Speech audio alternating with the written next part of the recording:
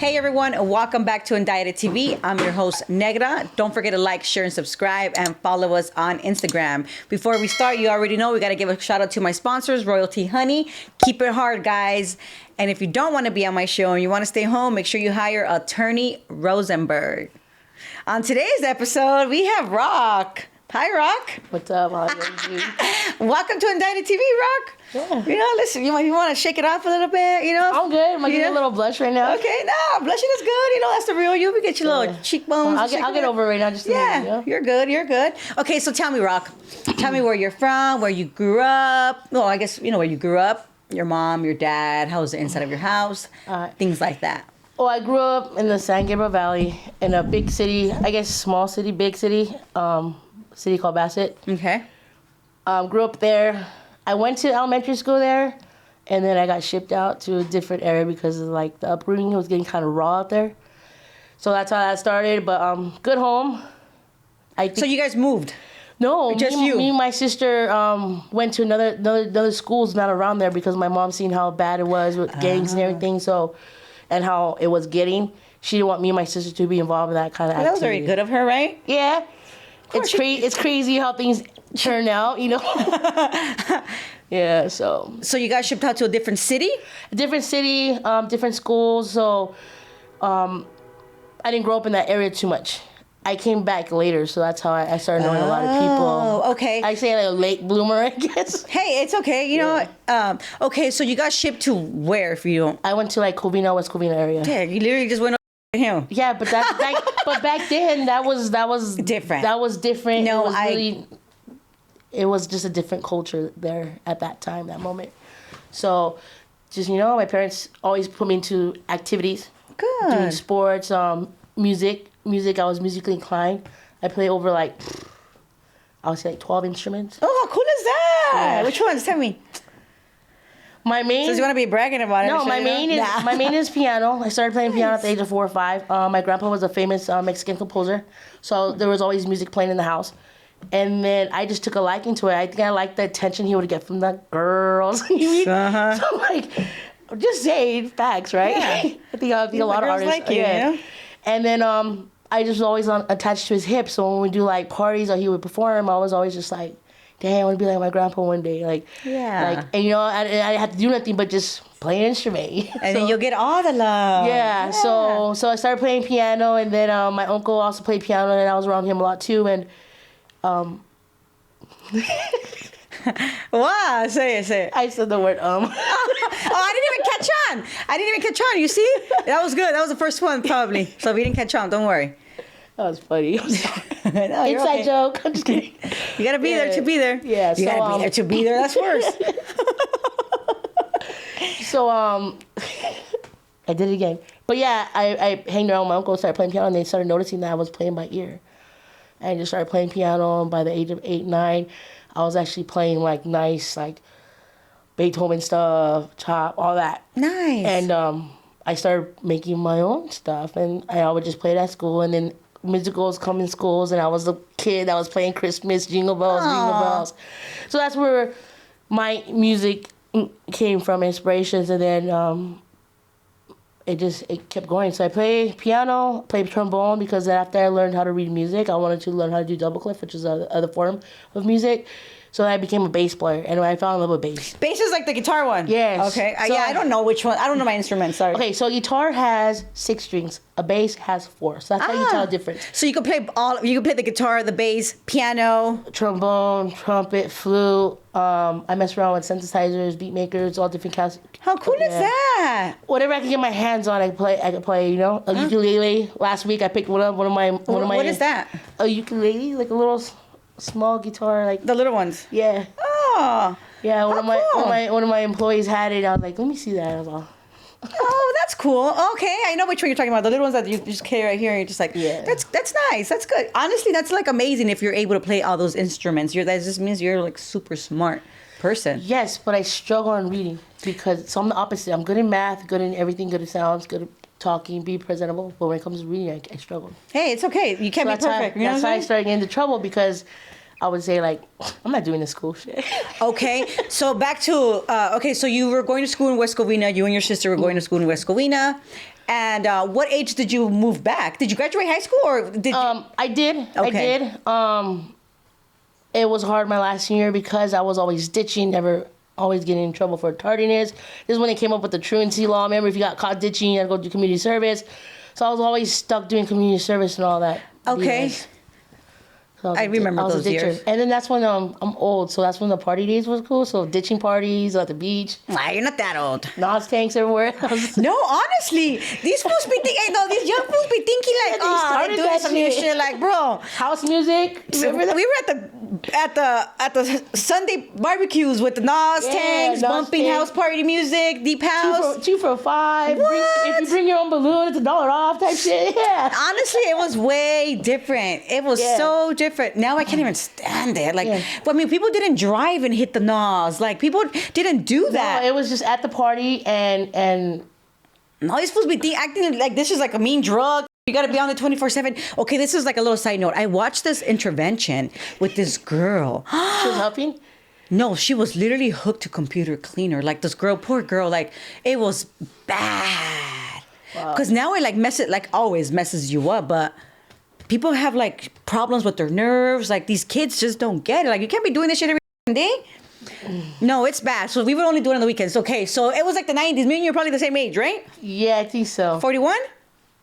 I'm 28 for the record. Well, Oh, okay, she's one of the ones that lies about her age, guys.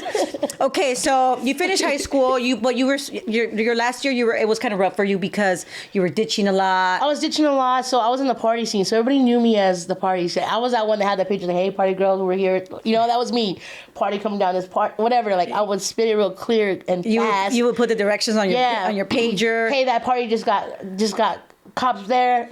Hit me up in 10 minutes. I'm gonna have the info to know. Like that was me. So I was always around everywhere. So I know a lot of older. What party crew were you from? I was from Deja Vu Cuties. She throws it up. They used to call me the bodyguard because I had all the fine bitches, and I was a stud with it. Yes. Yeah, so I was from Midnight Pleasures and Latin Cuties. But I was still from my hood. You know what I'm saying? Okay, so you're a party girl, which you were. Oh, you were the security. So yeah, I was the bodyguard because like. Let's be honest, when we go to these parties, all the guys try and swarm on the girls because they're wearing thongs, all that stuff, right? Yeah, the booty shorts with the names on the back. Yes. Speaking of my thong, I just remember one of my pickup lines were "Word thong, getting free all night long." That was the shit. We should start bringing that back up. No, we don't know. No? Because then you're going to have these. No, I know. I mean, you could, but I don't know. Might as well just throw them to hope. Oh, right? No, that's not nice. I'm just kidding.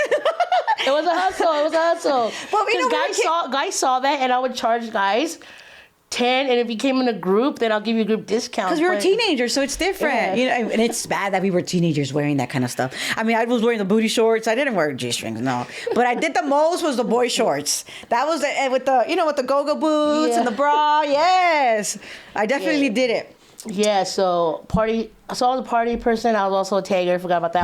I'm also not only an artist, but I'm multi, so I could draw and stuff like that too. How cool. Forgot about that. But yeah. Okay, so tell me, you obviously didn't go to juvenile hall or anything because... No, I did. I was in and out of jail, not like that, but I was doing back then it was like your parents had a choice to pick you up or not, so my mom always came and got me. Oh, well, good. Yeah. Your mom, so you had love, you had support, you had a good family. Yeah. So you're just vaga because you wanted to be. Well, on the girls wasn't for me, my sister, because we're only girls in family. We didn't see that. Like my brothers, they've done long time. They're from. You're older, but you have older or younger brothers. I was the second. I'm the second to the oldest. All the rest are boys and they're below me. So I always wanted to be a boy. So I was always with the boys. Got it. Yeah. So that's how I am. And then my brothers were in and out, and I was in school doing that. But my brother was like 13 already, doing 9 years. Oh, wow. And then my other brother was 18, looking at like 10 plus years. Got so it. It's always been around. Not only that, my uncles were in and out of jail. They're from the hood, stuff like that. Okay. So, yeah. So your parents wanted you not to be part of that, Yes. so that's why you would go to school, so you're not involved in this. Yeah, so my mom put my sister away from that because she's seeing. So my mom really wanted to move out once they murdered my uncle, and he was a youngster doing it. And he was murdered from his own homies. Just, they say accidental, but it is what it is, right?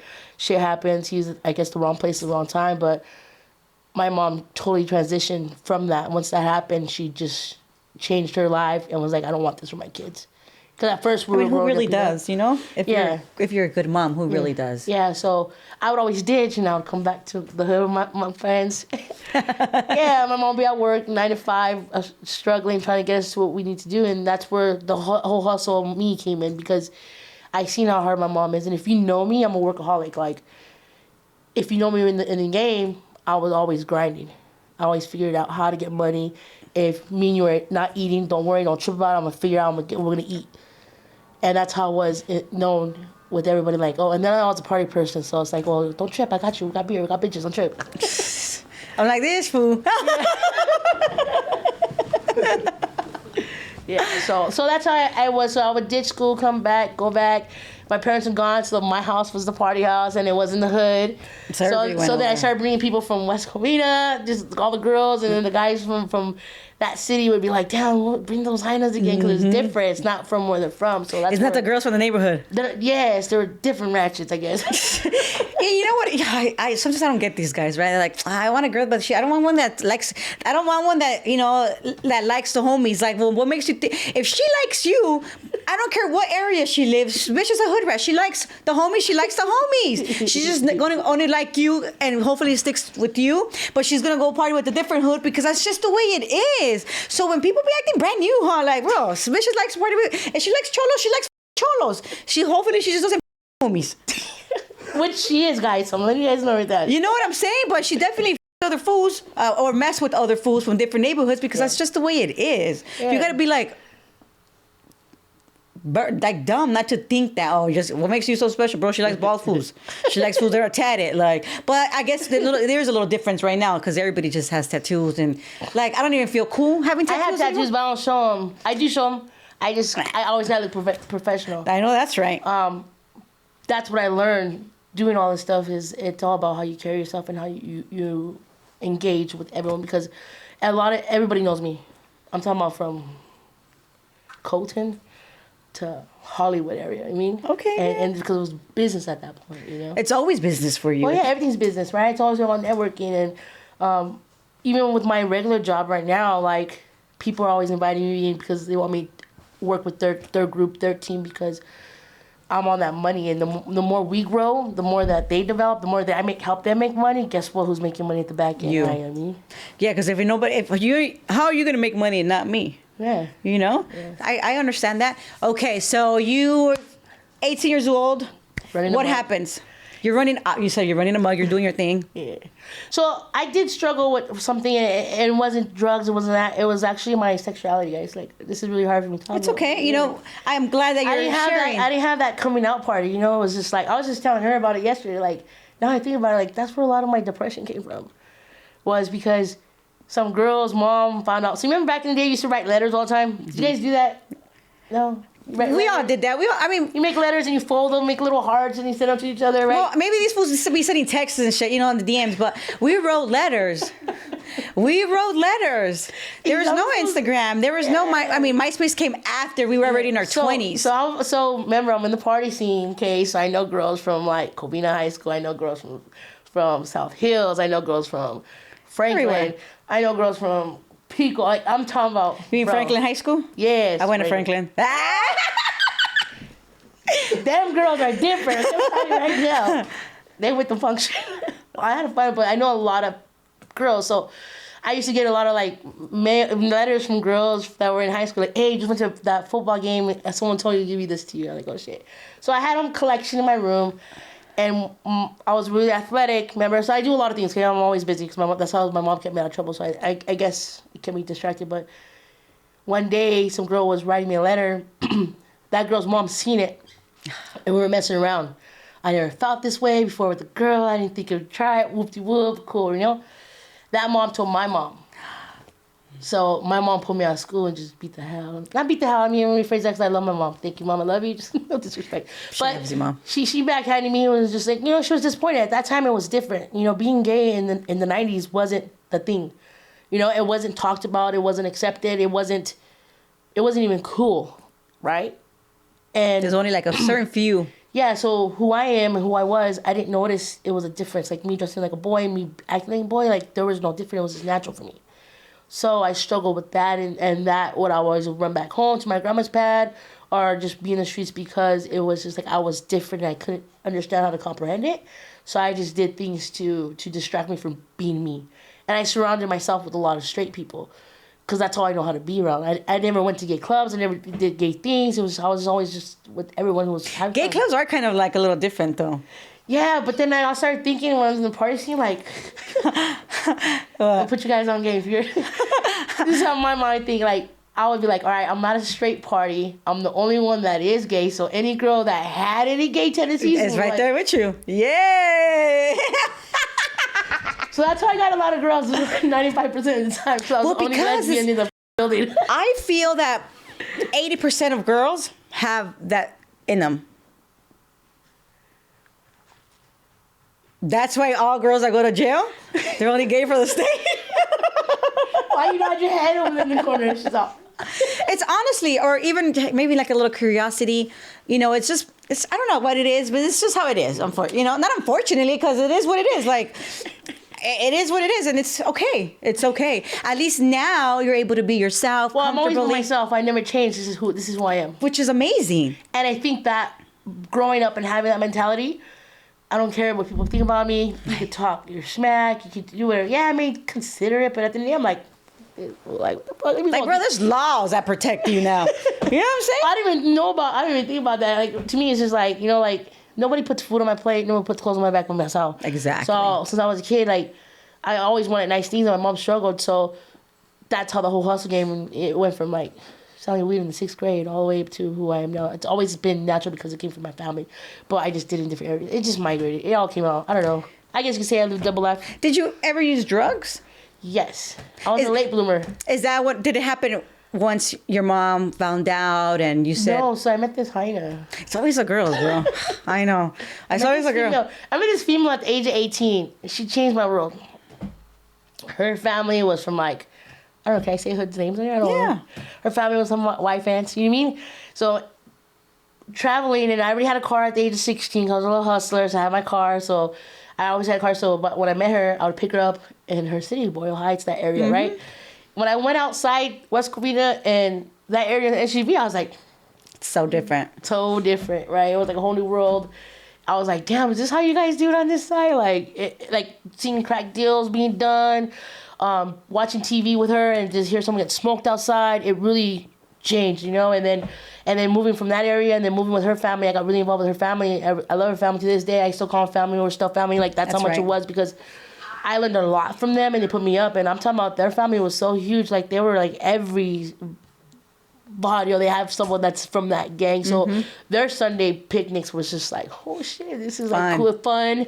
Yeah, so then we'll be in Boyle Heights, and then we'll be on East Side Longo, and then we'll be like back to Boyle Heights, and then over the State Street. It was just like over. So I really got put on game when I was messing with her dad and her. So. And you were always like a hustler. So. And I was always a hustler, so they liked that with me, and then they put me up on game, and then it just worked, and I was like, I caught that. I'm going to try it. You know what I mean? That's how I learned how to be a hustler, or who I am today, I guess, type of stuff. But good. You learn from everywhere you go, because that's what you want to do, you know? I just wanted to make money and have nice cars. I mean, at least that's a good thing. There's some kids, there's some 18-year-olds that don't even have that in their head, but they want to be in the streets. Well, the reason was because I always dressed like a boy. So when I came out, it was like, no, I'm not buying you those pants. Even though she used to buy them before. Yes. So I took to my mind, like, fine, then you're not gonna buy them. I'm gonna figure out how to do it, you know. And then I just started learning how to, you know. I remember one time I went to even like selling candy bars, you know, at the 90-cent store. It was $4 for $1. I go back to school, sell them $1 each. Now I just come up and I was, damn, just double that. And then I would do that too. That was just my natural bearing. You always wanted your money, which is amazing. Yes, I think so. Yeah, right. Cool. Yeah, it's good. It's good for sure. Okay, so you were making your money. Did you ever mess with drugs? Yes, sorry. So when I met this girl, I always pushed drugs. That was my thing. I was a money maker, right? Mm-hmm. So one day we're hanging out, and then she busted that "If you love me" card, you'll try it. And I always had this thing where the Scarface, like, don't get high on your own supply type of thing, right? So I was just like, nah, don't do that. So then I dabbled in meth, and it was a wrap. It was a wrap. So that one day. It was a wrap. I thought I was like superpower You know, now I'm doing 2 days naturally, up 24/7 partying. Now I'm doing 5 days. And then you just don't stop because you don't want that to come down. And you know, it's very hard, you know. Lost a lot of weight. So I was like, hey, because I've always been chubby. So I was like, oh, damn, I'm looking cute, yeah. No, but you are cute. It's who you are. I hope so. I think I'm cute. I know. You have to tell yourself you're cute. You know, you have to love yourself. You don't get this wrong. I'm fine as fuck. I know, that's right. Chubby, all this... Don't even trip. I got you. Oh, my God. Typical stud vibes. Typical stud vibes for sure. Typical stud vibes. No, for sure. Okay, this is like, I just have to say this little story, right? Because I got a stud right here next to me. When every time I'm in jail or in prison, the studs are always like trying to push up on me because they don't like me, right? Why? Because I'm an aggressive femme. You know, and they'll be like, "Just like, bitch, put your tits down. What the fuck you pumping? You think you're pumping your chest out?" But it's like, bro, it's just your boobs, but them bitches down, you know. Don't be hating on me, Rock, because I'm talking shit. You know what I'm saying? She's aggressive vibe, like from where, fool? Like my personality's super aggressive. Nah, you just know what you want, and that's the thing. People don't understand that personality. It's not being aggressive. You just know what you want and what you're gonna do, and that's it. Same thing like me.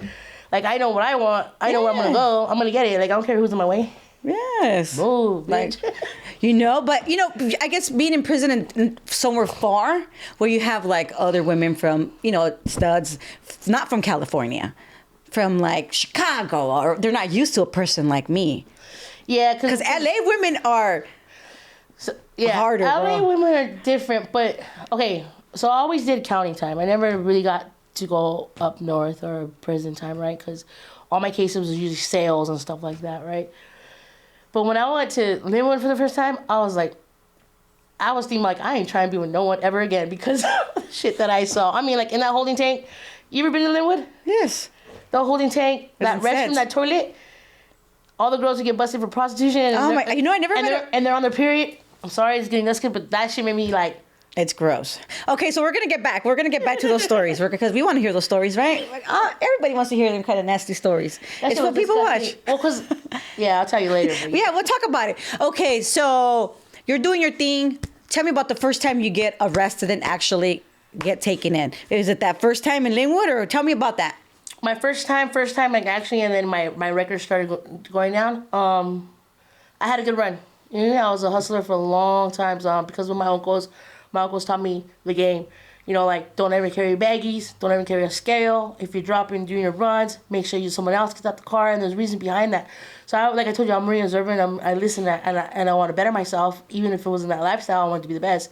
So I learned from all that. So there's been times I've been raided and I escaped from it, you know. I remember my uncle getting out one day and they hit the pad. And I'm in the cop car. And all of a sudden, I don't know what's going on because they catch me with everything. All of a sudden, I see my uncle coming in, and then they're opening my door, and he's like, your uncle wants to tell you something. He's like, I can't face your mom. And he took the rap. So that really escaped my really big charge. So I probably would have did some 7 years for that. My uncle did 9 years for that. He just got a parole, did that. So I always took care of my uncle, you know? Continuous pushing, doing all that, you know? The first day he got out, picked him up. It was like that movie story where you pull up in the Honda Accord, because I was a shit back then, right? Yeah. 4-door, he's at the bus station, and I'm right there like... And then, of course, I got to open the trunk. Here's your 501s. Here's your T-shirt. Yes. Let's go change. And, you know, and I'll always do packages when I can. I had to figure it out because I didn't know how to do all that. So I had to ask the homegirls, and I couldn't let my mom know I was doing that. So your mom didn't know that you were being there for him. My mom didn't like us doing anything that had to do with that kind of lifestyle, right? She fought so hard for us to get out of it. Then why would we do it, right? So I kind of live like this double life type of thing. I'm working, I'm doing that. And then she'd be like, didn't you just have a different car last week? I was like, no. She's like, is that your car again? A different car with rims? Like, she's like, you know I could see you, right? Because my mom lived down the street from my grandma's house, so we'd always go down the street. So we had the corner and we had the trap house, and we'd just go back and forth. So yeah, parents always know. She knew. But yeah, that's when I escaped that big time, and then calmed down for a little bit. But then I was like, nah, I like the money. So then started doing big things, working with certain area that started taking me to that next level. Then I started doing big things, transporting. Tell me about the transporting. Transporting. So Allegedly, She said I've been allegedly, I started transporting big when I was 18. I would do from the city or the area I lived from all the way to New Mexico or Arizona. So I would come up and then I would deliver it and I started making good money. Every time I'm doing it, 5 racks at 18, you're fucking balling, right? Oh, for sure. You wanted to go every day. No, and then you get to that point where you're just like, damn, don't chip, I'll just do it again. So once you get that attitude, like, oh, I just spent all this money, I'll do it again. That's when the problems start happening. For sure. Yeah, but then if you're on one, you're just like, I said that shit yesterday, and then you realize like, no, that shit was 3 months ago when you said that because you're just so lost in transition. You're just lost in the sauce. Well, because you don't sleep, right? So your day never ends. So when you thought you slept 3 weeks ago, time keeps going. Yeah. So then you realize, like, damn, I've been high for like 2 years now. 2 years and then 3, and you're still doing the same cycle. Hotels, slanging, going back and forth, all that, yeah. So, really up there now, moving things around, having fun. You want to talk about what? When I started doing my turnaround? I call it a turnaround. Well, no, tell me. I wanted you to tell me about the first time you got arrested and actually went to the county jail. Okay, was what it was for and how your process was. So got busted at Ontario Airport. Okay, if you guys get busted on the airport, it's a different type of cop. Okay, tell us. It's international, so you have like the border patrol type of thing, right? So what happened was I was setting up a round trip, so I went to Ontario Airport to get the rental. I swear, everyone laughs at me, but it was straight out of a movie. I'm talking about like, what's that one movie, Set It Off? Mm-hmm. When... Chill. No, but... hell no, but if I know you got the braids too. What's her name? Chloe or what's her name? Damn, I set myself up with that one. Okay, right, go. Interview over. No, it's cool. No, so it was like that movie, right? I'm all happy. Yeah, Cleo. They showed me a muscle t-shirt. That's some braid. So I'm on this Ontario airport, and I'm with the guy, and I'm telling the people, hey, this is what you're gonna do. You're gonna go in there. I'll follow you and skip the thing, right? Something happened with my driver, and I had to hop off, and everything was going good. And then all of a sudden, I just start noticing. I got that vibe. You kind of get this stomach when you know you're gonna get in trouble, right? We all get it, right? That stuff, gut feeling. Listen to it. A lot of us don't. Yes. So I'm right there, and the homie's like, "Hey, I gotta go. My baby mama is tripping on me. You gonna get this car?" I was like, "Yeah, I'm gonna get this on trip." So I get off and have my backpack, and I'm watching from the rental across the street because there's like places where you can park. So I'm right there watching. All of a sudden, I just start seeing like one cop, and I was like, "Oh, red flag." So then there was like this shuttle that kept going around. I kept watching it. I was like, damn, I'm out no ride. My driver left. How am I getting out of here, right? So I hop on the shuttle. I guess the Ontario airport seen that guy get out of my car and was watching me too. Because they have top security, right? Yeah, of course. So I jump on the shuttle, and then I see the cops get him. And that guy had his bitch waiting outside, and she jumps on the shuttle too. She sees me. Next thing you know, it's like I'm driving slow. I see my homeboy get arrested. And then all of a sudden, I go up to the driver. I'm just like, hey, fool, like, just keep going. Like, I'll pay you money, whatever you gotta do. Just don't stop at these cops get behind you. And he's like, what? I was like, just take us to the side. Because you take the shuttle, takes you to other rental cars. Because sometimes you get dropped off. You're at the wrong rental car. You gotta go to another one, right? Mm-hmm. So, fool, I was like, just keep going. I was watching them. Sure enough, they stop, put the guns on him, put the guns on me, and I get arrested right then and there. Okay? How was that feeling? That was scary as because I was like, damn, now I'm doing big things. Now I was like, damn. And I hear all these stories from all these girls, all these guys got a program. So I didn't know nothing. I have no idea what I was going into. And then I was just thinking like, damn, I keep hearing my uncle say Jcat. Like, that's all I kept thinking. Like, I was going to get someone with a Jcat and I have to beat him up because I didn't know what a Jcat was. And from when my uncle got out, I was like, what the hell's a Jcat? What did he tell you it was? He just said some person who's busted with it that just is crazy. Yeah. They don't get what they're doing. They're like talking to themselves. They play with their food, like weird shit, right? Yeah. So they allegedly tried to get me for conspiracy and masterminding plotting, right? So, yeah, because they didn't catch you with anything or anything. They just assumed. No, and this is when I discovered that some cops, not all cops, because I know some people, could be crooked as fuck, okay? I'm always having dope on me, right? Can I say that? You always have what? Dope on me. Yeah. Okay. You're telling your story. This is your experience. So I had something you went through. Yes, I had some stuff on me, and then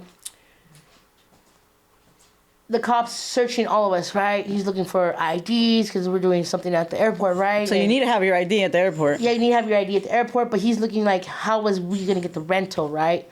So it was me and the homeboy and his girl. Well, they separated us, and they ended up taking me and the homeboy in, and they let the girl off to the side. I was like, what the fuck? It's weird, right? So they caught some white cop. I remember this guy. He was white, and he just looked like he was on a sick one. He's like, hey, what's going on here? What's going on here? I was like, what are you doing? So he takes me to the station, and right before you go into the station, they always ask you the question, is there anything on you? Because we find it on you, we add more charges, right? Yeah. And then he was just like, do you got anything on you? I was like, what? I've never really done this. I'm finding good. I go, I got blah, blah, blah on me. He's like, where's it at? And I told him, because I was chubby, so I like this little roll, and I could always just put it right there, right? Oh, you're down. So he grabs it, and he goes, what the fuck is this? He goes, why does it feel like 2 rocks? I go, because that's what they call me. And he was like, so everything I had was always solid. It was always good. It was always bomb, top. If it was like marijuana, it was top shelf all day. Prime reserve. That's how I always had that top. So that's why my name was really good for being solid, being good. Rock. Yeah. I think you know what? I thought about it. I'm gonna ask her why they call her Rock. Yeah, well, I not only that, for... but like, well, they call me Rock because I'm solid. Like, I'm solid. I love that. Yeah. No, that's super cute. It's cute because I told my niece one that when she was 6, Diamond, told Diamond that. I was like, Thea, why do you call you Rock? I go, because I'm solid. Now she's 13, 14. Hey, Thea, I know what they mean by they call you Rock now. Oh, my you're God. Solid. No, that's cute. Yeah, but it doesn't necessarily. It just means in general you're just a good person. Yeah, exactly. Yeah, what I do is good, right? So cop takes that, doesn't put him in charge, and he was like, "Damn, this stuff's good." I was like, "Damn." Fool, huh? So that's why I was like, "This fool's on a sick one." I can imagine he's at the airport. Catching all Who kinds of knows things. what he comes, money, all that, right? Yeah. Took my money. I had like $500 on me, nothing on my books. Oh no. So I go into processing, right? And my first time. I was like, where did it take you? West Valley. You guys ever been to West Valley? No. What? I'm an LA girl, bro. What the fuck am I gonna be doing? God. Okay, thank And God. we were doing it in West Valley. Remember I was in Ontario Airport, Yes. so I'm out there in San Bernardino, right? So I go to West Valley and take me to the back, and I'm seeing him like, what the guys on that side? I always thought it was just girls, and just like, no, this is a co-ed. So whatever, they take me in, they put me in this holding tank, and I'm just like, take off your shoes, all that stuff, and I'm like, damn, I wore the wrong socks. I'm just playing. You look like you're always matching. Yeah, socks matched up. Yeah. you know. Anyways, get in there, and it's just me and her, and then start seeing like trustees that come in. They're giving you like lunch sacks, and I was like, what is this? And there's other girls in there that I guess look like they've been there through that stuff. Hey, you want your cookie? I was like, I ain't eating the shit. Like, whatever, cool. I'm going home. Yeah, I'm going home. Right? Hear me out. No, keep going. Okay, so doing that holding tank, I get in there, it starts getting packed, they start processing you out, they start doing like a mental evaluation, all that stuff. I'm just like, why are you asking me so many questions? How did you feel when they searched you? Because it was like your actual first time that you had a cough. I didn't know. Well, at that point, they just first get you before they don't put you into at West Valley. They put you in one set. It's not like Linwood, how you go to different sections and then you go and strip and they put you into clothes. It's like in Linwood, they put you in that big ass room. Follow that blue line. Yeah. Oh, what if I don't? You know? Yeah. So yeah, they have it. Bro, they're like, okay, exit, get to the next one. Like, dude, when they made me swab to make sure I wasn't pregnant, I was like, hell no, I'm not doing this. Hey, shit. because you'd be surprised. So if anybody knows, well, you probably know, y'all know, you get swabbed for STDs and stuff like that. I was like, I ain't sticking this shit anywhere. You got me fucked up. But anyways, Okay, so you're in West Valley. West Valley, put me in this holding tank, take your shoes off, put them outside, and they call you out one by one, and they start like booking you, processing you, take pictures of all 4 sides, all that, fingerprints. And I'm sitting there, and there's people just start hitting me up, and I'm like, I'm not from nowhere. I'm just like, oh, I stay here, stay that, and then they're like, oh, I'm from here. I was like, oh, yeah, I know so and so. Oh, that's my uncle. So I started like, oh shit, like I actually know people who know people. Mm-hmm. So whatever. So then there was this holding tank. I mean, this trustee who comes in, and if we need toilet paper, the deputy tells her to bring toilet paper to that dorm, or if you're dressing out, she'll call your name and they go and take you and you follow them to go dress out or whatever, right? So I'm observing, I'm looking at all that stuff. Next thing you know, they call my partner, that girl that got arrested with us, right? Co-defendant, whatever. And she goes to another holding tank, and then I was like, is that me? I'm just a talkative person, so I start flirting with the girls, right? Because the girls are like, hey, what's up? Hey, what's up? So I was just like, all right, I guess you got a card I'm going to play here. So I started talking to her, and she was just like, what's up with your homegirl? I was like, what do you mean? She's like, why is she getting out and you're not? I was like, what do you mean she's getting out? They just separated us because I didn't know. Yeah, of course. So they have her on the release tank. Oh. On the release tank, right? So then I'm just like, whatever, didn't pay no mind to it. I'm just tripping like, I'm alone. Like, how do I do this? And she's like, oh, don't worry about it. They're just going to take us. You're going to go over there and change in the little shower area. They're going to give you a little bag. And she's telling me what they're giving you. Give you a little bag with your sandals and your shoes and all that. So time goes on, and they put you in these fucking holding tanks all day. Like, it's just not 2 hours. It's sometimes like 10, 12 hours, right? Yeah. So then I'm stuck there, and then finally that trustee's like, hey, my shift's over. But if you come on this side, we'll see what's up. So I was like, don't trip, whatever. Right. So Yeah, I go. I got you. Yeah, I do, I guess, you know? Yeah. So then I go in and they start processing me and they make me strip. And they didn't check us. They just make us strip. They did pat you down when you first walk in there because they make you look at this TV. And they pat you down, but they didn't do like what Linwood did, right? Where you like lift up and Yeah, I know. You gotta do everything. feel behind your ears, you know, wiggle your toes. Like they didn't do that. They was just like a quick, right? So I was like, dang it, man, I could have brought all that shit in, you know, like I was thinking, but I gave it up to the cop like a dumbass. Like, Hey, but you didn't know, and it's I okay. didn't know. I just want to get more charges. I'm already in shit, you know. So I'm not gonna lie. I was But you were in shit of nothing because nothing was even happening. Yeah, so they add up adding all these charges or whatever. So I go and change out, and then that's when I was like, oh damn. So now it's like, I would say 2, 12, 2, 1 o'clock. I don't even know because once you're in that holding tank, the only way you can tell time is by the shifts. When the cop leaves and the cop comes back. So that's what I started learning. And then I would ask the cop, and they're like, "Why do you need no time? You ain't going nowhere."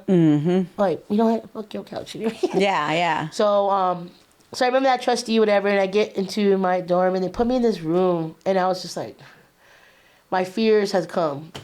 I get in this room, and there's this girl in her underwear and her bra, and I was like, damn, this is a Jcat. Because she was all, oh. Yeah. So I walk in, and just like, I'm like this little girl, and just like this big ass girl, and she just in her underwear. I'm just like, this is weird. So she's like, there's like, hi, do you want the top bunk? I was like, nah, I'll pick my own bunk, whatever. So I stay on the top, and they OR me because the conspiracy charges couldn't kept. There was no idea, whatever, right? So they OR me. So I got out. Oh, good. Got right out. away. Right away. As soon as I finally got my bed. As soon as your fear hit. But yeah, they make you carry your mattress, and me, I was like all struggling, I'm all tired, and the big ass mattress, and I'm just like, what is this? They're like, this is your bed. I was like, this is my bed? I was like, okay, cool. And like, here's your sheet.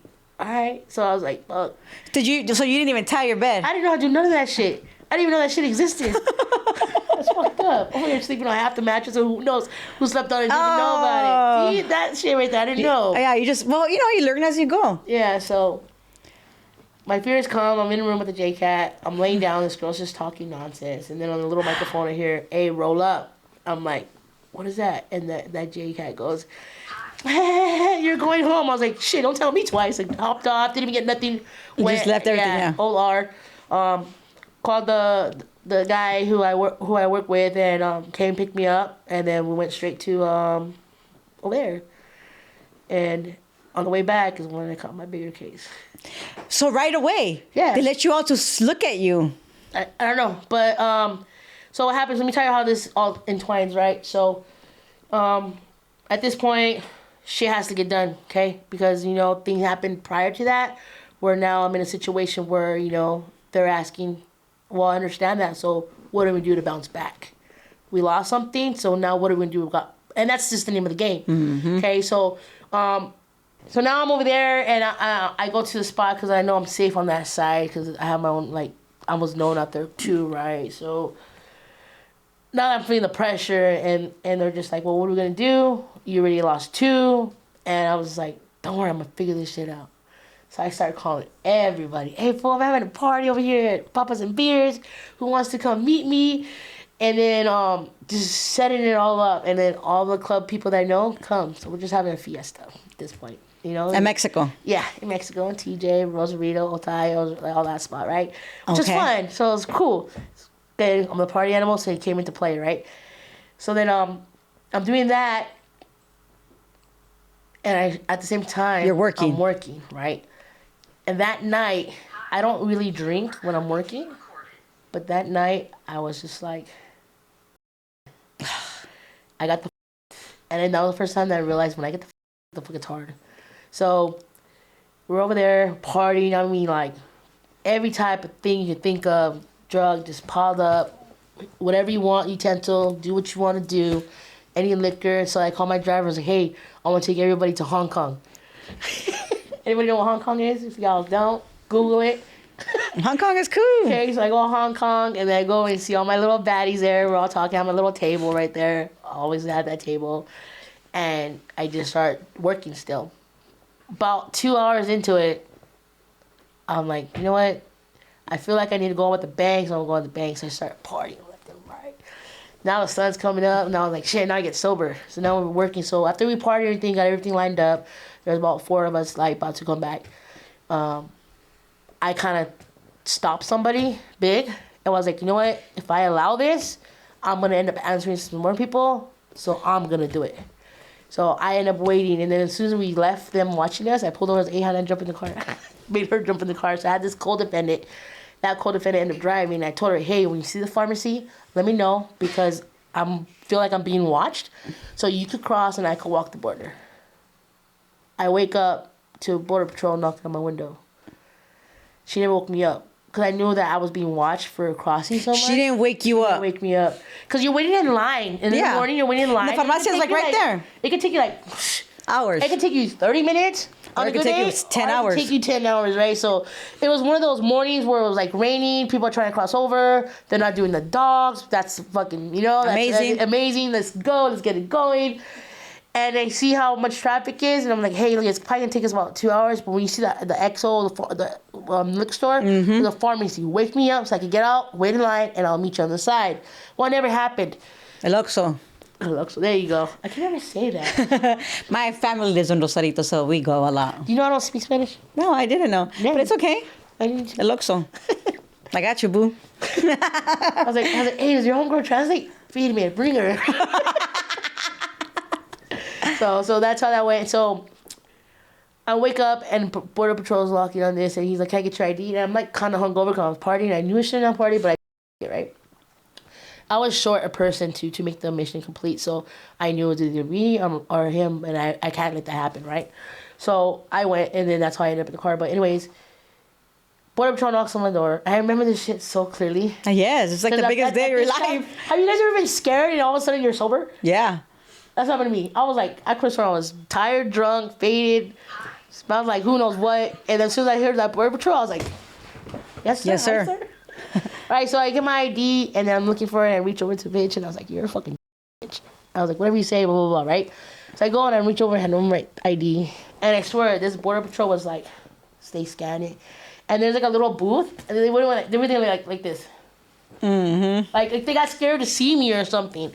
And all of a sudden, like, I didn't even leave the line. Usually when you go into secondary or they have suspicion of anything, you pull in and you go into whatever secondary, yeah. They didn't even send you to secondary. They didn't even send me to secondary. They had me surrounded with AKs, and it was both sides because I'm right in the middle. So I had Border Patrol for U.S. and I had Border Patrol from Mexico. Oh, and, wow.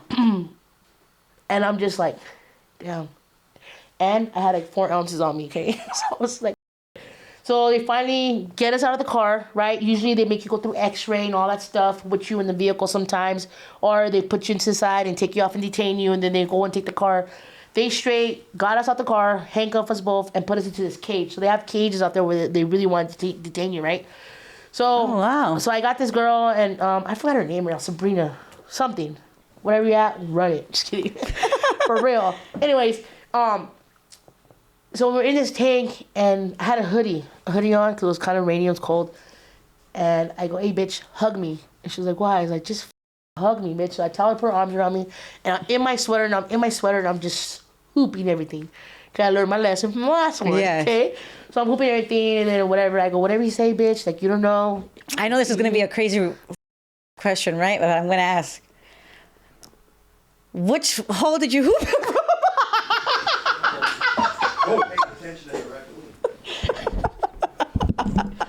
For all you guys know, it's not a hole, it's a shelf that we put it on, okay? Okay, so we know. So look, I'm kind of chubby, so I have an extra pockets that I can put shit in, okay? I think the biggest thing I can hold on that side, it's my little roll that I have. I can always shove things under there. I think I hold like a 22 there one time. Got into a club, yeah. Yes. So. Not in that hole, guys. Remember, I'm gay. Hello, nothing goes in there. But because I'm chubby, I could lift that little roll and it'll just flap on it, right? Got it. It was a Damn, that's embarrassing. I'll just let him roll. No, I mean you Real shit, real. this is real Yeah. life. This is what it is. This is people want the raw shit. This is the raw shit. This is a real deal. So now I'm in here. Now I'm getting detained by the Border Patrol, and they have us. It's like this. I don't know if you guys ever have anyone from the Border Patrol tell you how it is at Otai when they take you in. They separate you, but they have like these feet. You put your feet there, you have to stay there. You put your handcuffed, but they make you put your hands on the side, like with your handcuffs, because that's one-on-one. And you sit there, and then when they call you, you go to the board, and then you put your hands right there, and you're just like this, and you have your hand on top of like I would say like a desk table. Like if you walk into like a desk table, and you're right there, and there's a lady sitting down, or a guy, and they start asking your information, start booking you, right? Got it. So they're doing all that, and that guy was training somebody how to do all that, and that guy who was training, typing it in, was reading the notes, and he was teaching them, oh, this means that they've been to this border, and that is a note that officer who processed them in, right? So I'm over here like... Oh, so you're reading the notes. You're hearing as he's reading the notes about you. So, like, you imagine I'm training you, and you're like, oh, yeah, see this column right here? That's what the notes that comes from the officer when this individual crossed and those suspicions or anything, just in that thing. So they were on you already. They were already on me, kind of type of thing. And so the cop was just like, the Border Patrol guy was just like, so what does that mean? He goes, oh, that's the state where it came from. And he goes, well, yeah, so it's Arizona, Nogales border. And it put me up on like, oh, damn, they've been watching me for a minute. Because I had just crossed that border maybe like a week before that. And then I got busted in Ontario, and then now I'm over there. So I was like, damn, they were on me, you know? Mm-hmm. And so when I crossed... I used to, because I knew at that point, as much as I was doing it, that they're watching, right? So I used to do, like, I used to put my hair down, because I have real long hair. I used to put, like, dress like a girl, come over with a guy, cross back with somebody different. Like, I was, like... But it was still your name. Yeah. No, because when you walk over, they just have surveillance, right? Mm-hmm. And then until you come back, then it's your name, and they're like, ask me questions, like, oh, I met some girl on Facebook, and, you know, come do some photography, or I walk over with my Bible, oh, yeah, I can do some missionary work, right? I was doing the work. Like, I was doing the work, so this time when they caught me, it was just like, damn, we got her, you know, but I was... The real you. It was me, but I'm still a small fish in the game, you know? Yeah, of course. And, so they process me, start telling me, and I start picking up, and then I just start thinking in my head, like, dang, all this shit is building up. So now I'm thinking, like, damn, I'm going to start doing some time now. They start linking me to all these things. I'm going to start tripping. I'm going to start going in my head. Now I'm real nervous. Like, I was just like, dude, what am I going to do? Like, I just started, like, my mom don't got it. I'm over here, and on this side, I got nobody out here. I'm really in, like, San Diego County by myself, nothing, knowing no one, no anything. And I was just told myself, Rock, you got to do what you got to do. Right? Yeah. So they put me in this metal container, and they separated me and my co-defendant. And I didn't think nothing of it. Again, didn't think nothing of it. They put us in like Dodge Chargers. They handcuffed us and they laid us down. They didn't tell us where they were transporting me. Then nothing. Yeah, it was like a civilian car. They told you to lay down? Yeah, they put you in the car and then they lay you down. And then you're like this. So all you see is us. You can't see the surrounding. They didn't tell me where they're taking me. So I'm thinking like, damn, I don't even know what jails are out here. I don't even know if they're taking me on Oh my God, I never known that. Yeah, they laid me down because I'm in a civilian car. So the Border Patrol who busted us, and in the meantime, he come back and they're trying to ask for your codes to your phone and all that. And I'm just like, I'll speak to alert. So like, shut me up. They're like, all right, we're taking her right now. At that point, I didn't know that my co-defendant was already talking. Oh, right away. Because as soon as I said lawyer, I don't know what they told her, but she just started talking. She started saying all this stuff. And when I got my discovery, down to the point where her passcode, the code, how they draw the little dots, they drew it. And I still have that paper today because I asked for my discovery. And yeah, she told him the name. She told him the club we were partying at the day before. What we she were said doing. Everything, yeah. Talk about what kind of underwear I was wearing that night. I was like, what the fuck? But you're wearing boxers, too. No, it was a joke. But yeah, boxers is what I wear. Yes. Because it's love. Yeah. I'm comfortable. No, yeah, we cool. We vibing for sure. Yeah, I'm comfortable. And then she's like, I'm not. No, so I'm thinking all this time it's like how I got busted at Linwood, how I got busted at West Valley. Like, oh shit, I'm gonna take some shit in this time. Right? So that's why I was hooping it. I get to this place called Las Colinas, and I still can't see nothing. All I see is like, you know, when the buses come in, they have those gates. And then that's how it was when I came in. I get in there, and this first time I see X-ray. I was like, what is that? They're like, don't worry about it. Just take off your shoes. And they have me against this wall. It has like the height and all that. Make you turn around, take pictures. Make you take off your shoes right there. And then they get on this x-ray machine and I'm just like, then go back. And they slide you through, like different ways. Kind of like the airport now. Like that. I have that. Yeah, I know what you're talking about. But I don't know if you went through x-ray, did you? Yeah. So they're doing all this stuff. Oh, you find this is your other co-defendant. Damn, we should have got her on Indicted too. Next time. No, because all these people will start DMing me. I'm just No. kidding. Okay, tell me. So they get you through the x-ray? So they do the x-ray, and then I'm thinking like, damn, I just hooped this shit. Can they be able to tell it, whatever? Well, I guess my fat didn't detect this, so now I'm like, yes, I'm in. Whatever, they put me in this little holding tank, and then that's when I just start hearing the screaming, the yelling. They put me on the side with the Jcats around. I'm like, Jcats again, right? Oh, shit. So I'm in this tank, and I'm just like... It's a mean fear. Yeah, like I'm traumatized with these Jcats. Like I just heard like stories, and I've seen some shit. I'll tell you about the story. Like they're on a different level. And just sad because they really need help, and they just shove them in there and just don't care. They just think they're on drugs, and it's really sad because these people don't know what they're doing, and they just really need the mental help, and they don't get it in there. And it's really sad to me. And they put them with us, and we react because we have to. And then they get beat up for something that because they just didn't know that they weren't supposed to put their trash there or something, or when you use the sink you gotta wipe it like you use when you know, and or you don't brush your teeth in that sink, and some girl gets hot and flips out on them who's just coming down, and it's all bad. It sucks, right? So X-ray. I'm in my little holding tank, and I'm just starting moving. I'm like, you know what? I had a long ass night. I'm just gonna go to sleep. I'm gonna do a couple bumps real quick. This fool's gonna say she's gonna do a couple of bumps and go to sleep. I did. I was like, yeah, because like, yeah. So if you know me, if you know how I party, I always fall asleep, right? I'm that one that would do like 10 bumps. It puts me to sleep. So I do it to relax. You're just so tired. Is that what it is? Yeah. Okay, so I like the word tired, so I was always tired. So I'm doing that, and all of a sudden they knock on my door, and it's this little short Deputy Rodriguez. I remember her name because I was just like, damn, this is a big time. She's like, come in, takes me to the room and starts searching me. Takes my hair down, I have real long hair, makes me shake it, all that. Remember, I'm half asleep, tired, burnt out, whatever you want to call it. And she goes, lift up that roll. I'm like, no. Lift up that roll. I was like, nah. So I lift up this one, and I go this way and kind of grab it with it. She's like, what is that? Nothing. She goes like, she calls for backup. Now I have 4 deputies in there. And they're like, you gonna lift it up or we'll lift it up for you? And I was like, well, you do what you gotta do. Oh, no. Right? And then she goes, we don't have to do that. Just lift it up. So I ended up getting more charges for taking drugs into a jail facility. Okay. So it dropped, and I was just like, damn, that shit was bomb. Like, all thinking in my head, like, but it is what it is.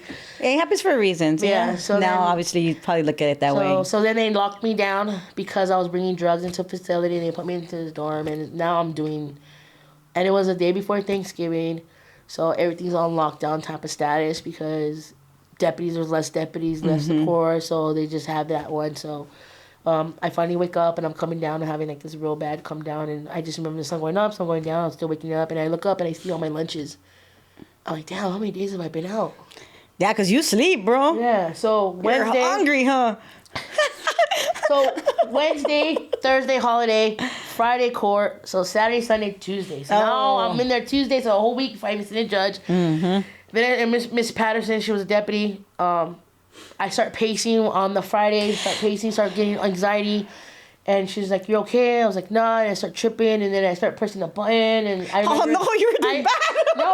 No. So in San Bernardino and LA County, you do not press the button. You do not press the fucking button. I'm telling you guys right now. In San Diego, it's a different ballgame, okay? There is that button is that they communicate with you all the time. If you need toilet paper, tampons, they call you right in there. I know what you mean. But if you're in LA County or Linwood, if you didn't get your toilet paper when they put it in that little shop, you're assed out. You better borrow some. And if no one liked you, guess what? You're using your sock and you're washing that shit. You mean? Yeah. Real spit. So I use a button, and I was like, hey, can I get some fresh air? She's like, no. She's like, you're doing your time for bringing drugs into a facility, and you have no airtime. Like, you are on lockdown. It's like the whole right? So I can see everybody like eating, watching TV, laughing. And I'm just like, dang, like no one could even walk on that tier because I'm on it. Because it's you ever been to Las Colinas? No. Okay, that is like a college campus. It's so nice. Like, I was like, damn, I could do this. I could do this. And then you got transferred. Yeah, had a little nice little bed, had a bookshelf, all that. It was real nice. Had a little desk. I was like, great, I could draw all day. I'm doing this. So they give you a paper. They give you a little... So you were there. You were getting back to yourself. Yeah. So about a week. So the first 3 days, I didn't even know Thanksgiving. I had ice cream. Like, damn, they give you ice cream. Like, I was like, oh shit, ice cream. Yeah. So did all that, and then I could see my co-defendant. Oh. I could see my co-defendant. I'm just like, hey, write me, and she was like, I can't. And I was like, okay, whatever. Because I didn't know they had me secluded on the top tier on the back where no one could be up there. They didn't have no one going up the stairs, right? So whatever. So then I go, and then finally I go to court. She's with me, and she's with me. And I had money in my books, so they busted, right? And it's how dumb I was. I was like, hey, so look, I have money in my books. No. When I got busted, I told them to put the money that was on me in her books. Because I know I was going to do time. Like a dumbass. Stupid. Yeah, instead of keeping it for yourself. Yeah, instead of keeping it for myself. Anyway, so we go to court. We're in the tank. We're on the bus together. We're going to court and everything. And then everything's fine. And I'm waiting for my case. And I heard from the girls, like, hey, if the judge don't see you in a certain amount of time, they let you go. So it's like, I'm just like, yeah, I'm just going to keep beating it. So finally, like, at 2 o'clock, they call me out. And they call me with her. And the lawyer's talking to both of us because we're co-defendants. And then all of a sudden, they pull me back out. And they're like, hey, we're going to separate you two. And I didn't know what that meant at that time. And I was like, okay. So then she went, and then they went me see the judge. The judge told me my charges: transporting illegal substances to the United States, conspiracy again, which the conspiracy always gets dropped because they can never really do anything on that. And then they hit me with all these penal codes for like health and all that stuff for bringing drugs into the United States. And then luckily I was under the limit, so it was able to be state because I was afraid they were going to do me to the feds, right? So did state on local time, they call it. And then when I went back to my dorm, I got released from that lockdown. So now I'm migrating, and then the girl on the bus, I was like, hey, why they separate you guys? The girl asked me. I was like, I don't know. She's like, that's kind of weird. So I didn't know all this. I didn't know, like, when your co-defendant separates from you, that means, like, some shit was said, and they don't want you to find out, so you can retaliate on them. I didn't get that. So I linked up with this girl. I lied. I was still on lockdown, but now I'm in a different dorm. So the girls can actually walk on the chair. I'm just on lockdown. And when I'm on the bus, that's when the girl told me. So then she told me when I go back to my dorm, write a letter to your counselor and let them know that you want to request your discovery. So that's what I did. And I took liking to this girl because she was from the same area. She was from Norwalk area. So I was like, okay, she's from LA. Why would she do me wrong? And it ended up being my girl in there later. Yeah, I figured right away. So she like laced me up real quick. She's like, hey, I've done this multiple times. You're going to be good. They might just max you out 3 to 5 years. Just keep sticking to your story. So I started learning her, but we're writing all this because I can't be in public because I'm still doing my time for bringing drugs into the prison. So they just want to make sure I didn't have nothing on me, right? Mm-hmm. So get my discovery takes about 2-3 weeks. I'm still doing time. Then I'm going back to court. And then when I go back to court, I see my co-defendant out. She's out on an anklet already, serving her time. And we just keep going back and forth, end up taking my shit to trial. How did that make you feel? That made me like, I can't trust no female. I mean, anyone in itself, right? It was just like, dang, like, can't trust nobody when it comes to that. And when it comes to business, when it deals with money and stuff like that, you always want to be on point. That's basically what it taught me. And it's in any situation, right? Because there's always someone who's going to, especially when you're faced with freedom, people switch up real quick. Mm-hmm. People switch up real quick, and they start to sing for some reason. Yeah.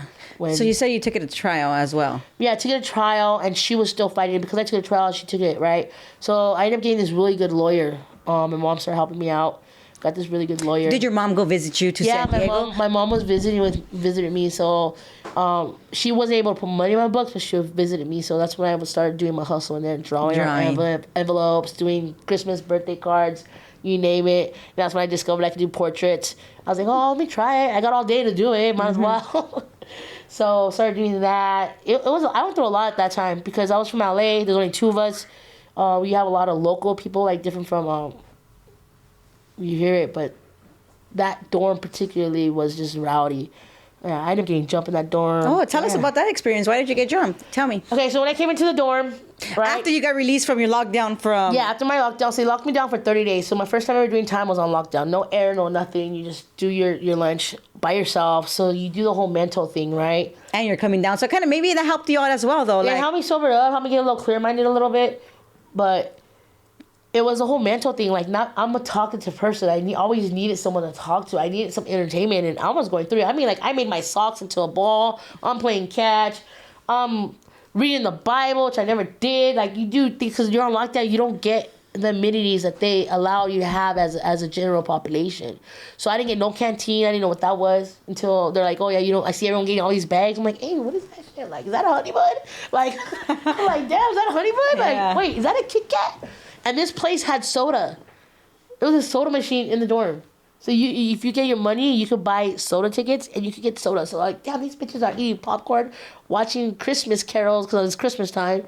And while you're stuck with the Bible and just that.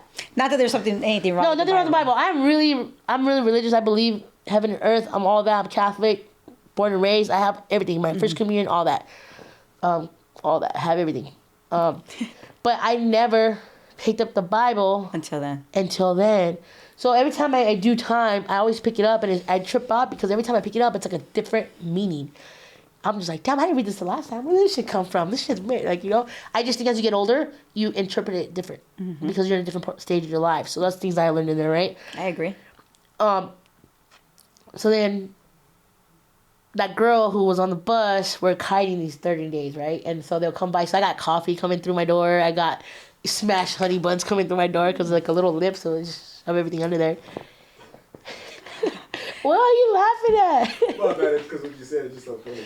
Well, because it just sounds funny. Because they have like a little, like where the air comes through. Yeah, the bottom of And you got to put things It's like if under you're the fishing, door. yeah?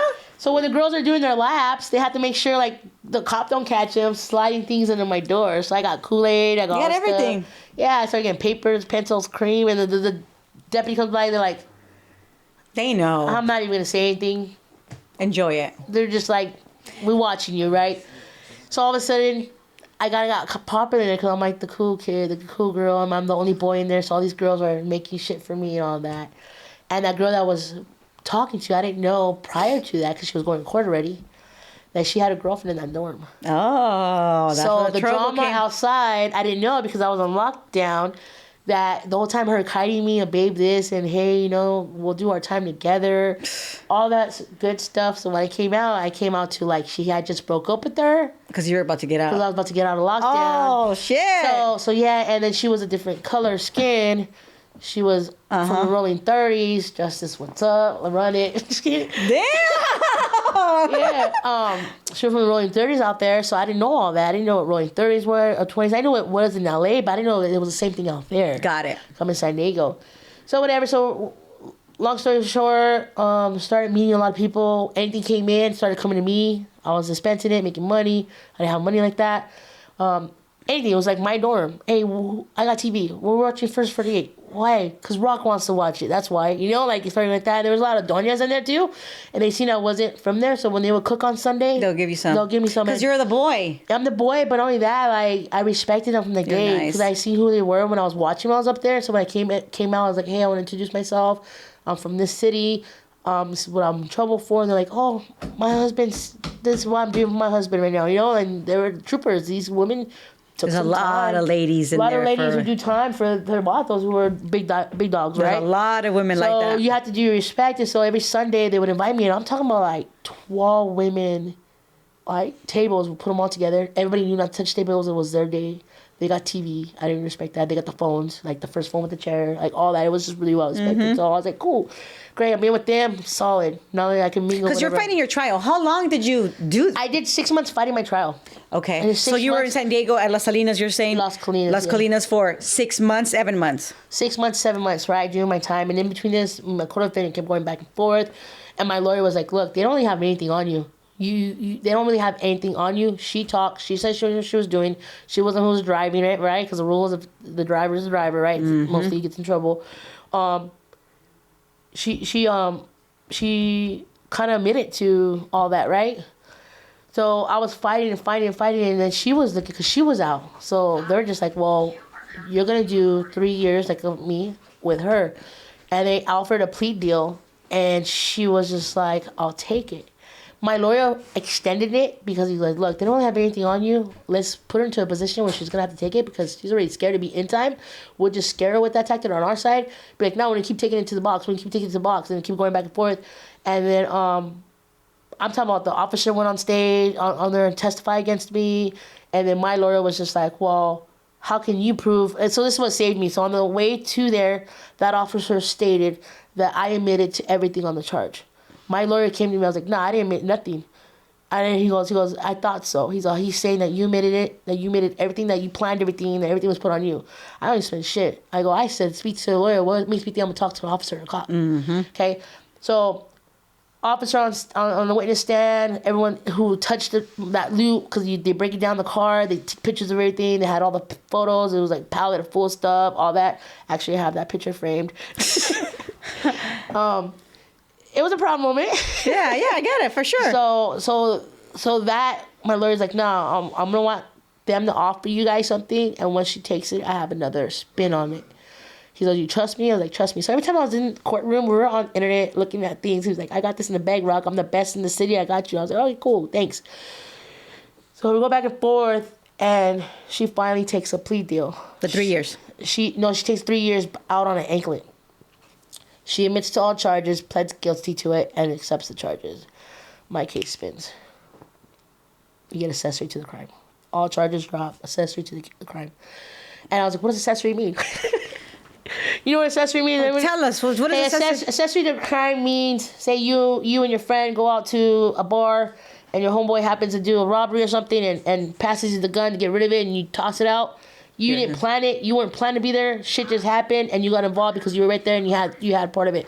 So it goes to accessory to crime means I was just there with her. I didn't know what was going on. I didn't have any idea of it. I'm just there because she got trouble, and because I'm with her, they think I have something to do with it. Got it. So my case changed. So I'm like, hell yeah, I'm about to go home. I did 7 months. And then my case from Ontario picks up. So now they're like, nope, we're holding you. You have some expedited, they call it expedited charges. We're going to extend your stay till we figure out, we start coordinating with that county. Mm-hmm. When they pick you up. So when they start doing that, my charges from San Bernardino pick up. My charges from LA pick up. So now they're just running my name everywhere. So end up doing like 8-9 months, Las Colinas, and then got expedited to West Valley.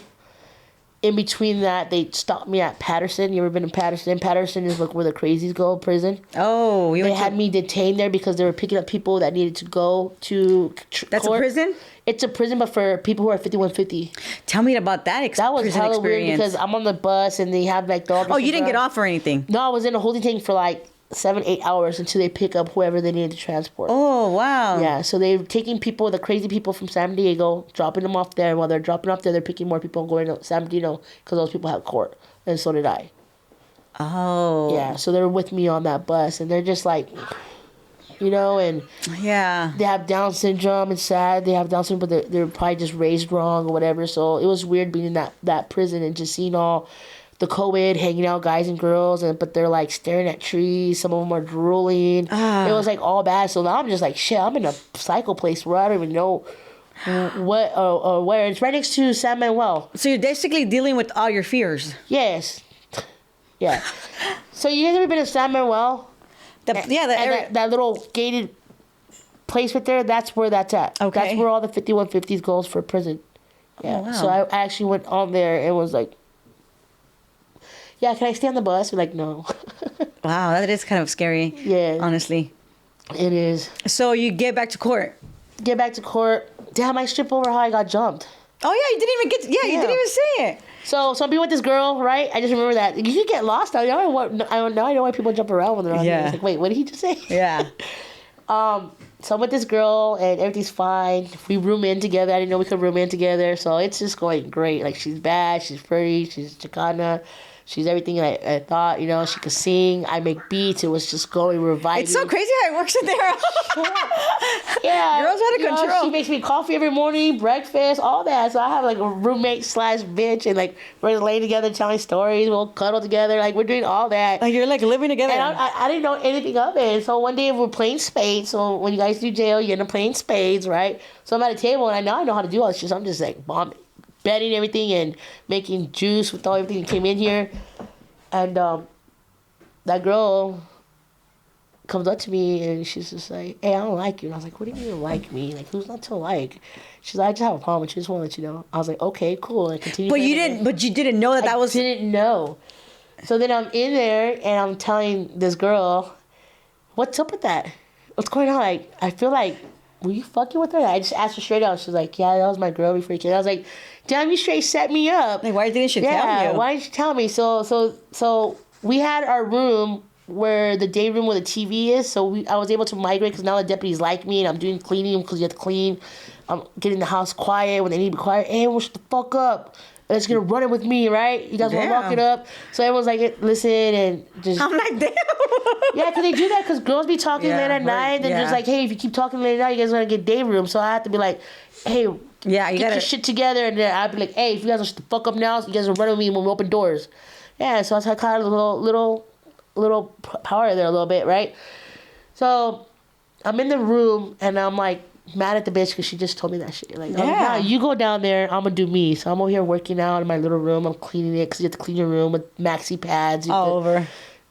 Maxi pads are great cleaners. No, for sure. They does everything. For girls, it's what we clean with. Yeah, you put that on the toilet because you don't want to sit on them, so you put them all around. Yeah, that's your seat cover. Right, you put them you take the sticky part, you put them back in pictures. You got a fucking thing. Yeah, everything, everything for the pads. All the girls are like, "Damn, what she talked about the maxi pad." Yeah, because no girls really have talked about the pads, but we use pads for everything. Literally. I never used none of that because I just don't, you know. But when I got to jail, I never knew what a tampon or a pad was, and I was just like, "Wait, you don't? What do you mean?" Yeah, that's what I said. We're talking. I don't have one. Yeah. Oh, so it was all new to me. Seeing girls with pads and all that shit. So I was like, oh, that's what my mom uses, you know? That's what it's for. Yeah, I always thought I was a real boy somehow. Well, maybe that's why. I don't know, but... What the... That's like... So... It's embarrassing. I can see the caption. Talks about maxi pads in jail. Okay, so you get. So I'm cleaning my room and everything, and the rule is once they pop your doors, and if you lock your door and you're in it, you're locked. Yeah. That means you can't shower, you can't get your daytime, you can't make your phone calls, you can't make your order sheets for your canteen. You can't do anything. You can't do anything. That means like you're going through it because people do it. They're going through it. So people are sad like, hey, don't her. She don't want to come out today, right? Yeah. So I'm in there. I'm cleaning my room and I'm sweating, right? And that bitch walks by and slams my door. Oh. And I'm like, oh hell! So that's like like you had to get down because she just locked you in. So there was my favorite deputy, Esperanza, right? Because she was this little cutie little bad, like, you know. I always used to sing that song to her, Officer Wee Wee. When she walked by, the Little Wayne one. The Little Wayne song. I was like, she's like, shut up, you're so bad. I was like, what's up there? Yeah, I remember she's like this little itty bitty. Hey, deputies are. Oh, they're bad. Some of them are bad. Some of them are good. You know. Yeah. So then I asked her, can you pop my door? And she was like, no, you close it. I go, I didn't close it. And she goes, then why is it shut? I go, look, I'm not saying what happened, but my door closed. She was like, so then you're locked down all day. I was like, I'm sweaty as hell right now. My door closed accidentally. So now I started getting, she's like, what's your problem? And I was just like, she's like, why are you getting so aggressive? I go, I just want to take a shower. And she's like, nah. And so I'm like, shit. So they pop the door and my roommate gets in. And I go, what the fuck was that? Why did she fucking lock me in? Now I'm all sweaty and shit. You ever been sweaty and like you just want to shower? Yeah. Because you're like, fuck. And then those are the only clothes you have. So you just wash them and they're drying. Because you're in your underwear or whatever. And now you're just like, I'm not going to put because they make you suit up when you go to lunch. I'm not going to put my clean ass scrubs on, whatever you call them. What are these called? Just stuff clothes. Or clothes, right? I'm not going to put my clean ass outfit on. My uniform. Yeah, uniform. You know, because you wash those, you got to hang them, you got to dry them overnight, you got to wash that shit hand. There's nobody washing but yourself, right? And then especially if you get some nice blues, you don't want to give them up. I never used to turn mine in. I would just keep. Well, yeah, mine. because you have the option to turn them in, but if you get a brand new set, like if the homegirls hook you up, you keep that shit, and you know that you're the only one washing it, because I'm in county time, so I'm talking about you get Horrible. gangrene underwear, you get stained underwear, and if they don't like you in trustees and laundry, you ain't getting shit. It's like the worst. It's the worst, right? So, yeah, bro, you seen it all. Yeah, talk about it. Yeah. Yeah. You said Fed time is better? Oh, for sure. I've only done whatever Fed. Crocs. I didn't have Crocs when I went to the Feds. Whatever Crocs and fucking Domino's pizza. I'm on your cold pack, hot pack. I didn't get Crocs. You have the shoes? We had like these little, well, in the MDC, we had like these little orange, not orange, but like brown ones. Uh-huh. But when we got to prison, we had different, like normal ones, like Nike ones. You got Nike slides? Nike slides. That's the fuck. What the fuck I been doing in town? Okay, it's not about me though. It's about you. So you get out. She locks you out. When did she jump you? Or how does that work? So now I'm tripping on my bitch. Like, damn, you fucked up. You made me look like a fucking idiot. Now I'm about to go out there. I'm gonna do something. I have everything nice here. I don't want dorms because I'm gonna. It's Mando now. Yeah. Now it's like she disrespected me. She's from a different side. So that girl started wiling out all the other ones that were from her set. Her. Oh, your girl. Oh, the one that girlfriend. The ex. Starts rolling up all them people and or her friends or whatever you want to call them. You know what I mean? And I could just feel the tension. And then my bitch starts getting me blip. I'm like, you know what? Like, I don't really need you. Like, thanks for everything you've done. But if you're gonna be doing snake shit like that, like, I don't fuck with people like that in the streets. I'm not fuck with people like that in here. Yeah. And she was like, oh, well, you can do what the fuck you want. And then she asked for a room change. So now she asked for a room change. Now it's like, oh, they're broke up now. Oh, girl, want her back type shit. So She just went with you for a little bit. Yeah. Mm-hmm. Whatever. So then I get there and it's day room at 7 a.m. 7 a.m. opens day room 7 to 10, right? So you gotta do your shower, whatever. So I always have the newspaper to get dropped to my door this morning. It's like, oh, shit changed. Because you get 2 newspapers and one gets delivered to my door and then the other one stays on the table for everybody to get it. So every time I get the first, everybody would all cut out the little love pictures, or see the horoscope, right? Yeah. So didn't come to my door. So I knew something was different. So early in the morning, deputy, that's one person that she selects to clean up the room and make sure everything's there, get the paper and put it on the tables.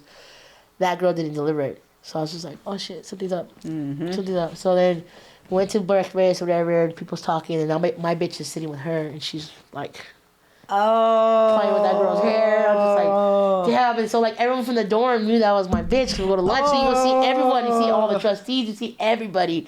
So like people, like I'm starting to network with everybody. I'm just like, yeah, I'm from LA, blah, blah, blah. And then it started to become San Diego versus LA in my little dorm, right? So I had this homegirl class where she was like, hey, fool, like, I heard you guys are not together. Like, you better run that shit. Like, don't let her disrespect you like that. So then she hyped me up, and I'm just like, all right. So now it's day room for the nighttime, right? I come out, and that girl walks by my room again. She tries closing the door, and I stopped it. And I was like, hey, fool, you got a problem? And she's like, I'll lock it down right now if you want to lock it. She's like, oh, bet. I was like, say the number. So you say what number to the room, right? Because once you lock it down with somebody in a room, they raid that room, and then whoever's in that room, they're going to put you out to another dorm because you consider fighting. So you lose your dorm, right? And I was like, I was going to lose my room. My room's right there perfect with the TV. Like, even if it's locked down, I can still watch TV and see the time. So I can know what time meds are coming or whatever, so we could, bullshit around. And she says, South 13. I was like, bet. So I go up there, put my hair up in my room. I'm like, I got to do this. I walk into that dorm, and there's 4 of them. There's 4 of them, and they kick the door, they lock it, and we had mugs. And they just whacked me, boom. And at that point, I just start leaking. I could just feel it. So I got this, and then I blacked out. So when they hit me with that, they knocked me out. And right away. They just started stomping you out? They started stomping me out. And then finally got some conscience back, and then I could just see her, and I just start swinging. Get up, I start swinging. Now I'm even leaking even more because they're hitting me on that side. I have a scar here, but somebody yells, fight. I can hear it. And they're just on me. They're pulling my hair left and right. I got fucked up. I had a lip, eyes gouged, black eye. They got me. It was 4 of them. They stomped me out. And then they ended up taking me up to my room, locked me down. They started asking me questions. Who did this? I was like, I fell. Even though they took you out of the room? They're like, you fell? I was like, yeah, show me how you fell. So then I go, so we have our toilets. I swear, I was so stupid. And the deputy, just wanted to see how I was going to tell her how I fell. So we have these vents on top, and I was like, I was cleaning my vent. She's like, you're not supposed to stick into your vent. Well, I was standing there, I had my chocolates, because we had the orange chocolates. And I went, and I slipped, and I hit the sink. Even though they pulled you out of the room. Yeah. The room. She's like, why are you lying for? I was like, well, I just don't talk. So do what you gotta do. Yeah. Took me to the high power section, and locked me down again. You lost your room. Lost my room. I mean, it is. I mean, it's not your room anyways. I lost everything because they have inmates when you roll it up, not roll it up, but when they move you out, or you roll it up, they have inmates pack your shit up, and they fucking stripped me of everything I had. Oh. Yeah, so I was even mad. I was not even tripping. It's okay. I wasn't tripping. I was like, yeah, I ain't tripping. Yeah. And then I ended having a concussion because when they moved me, I just kept throwing up.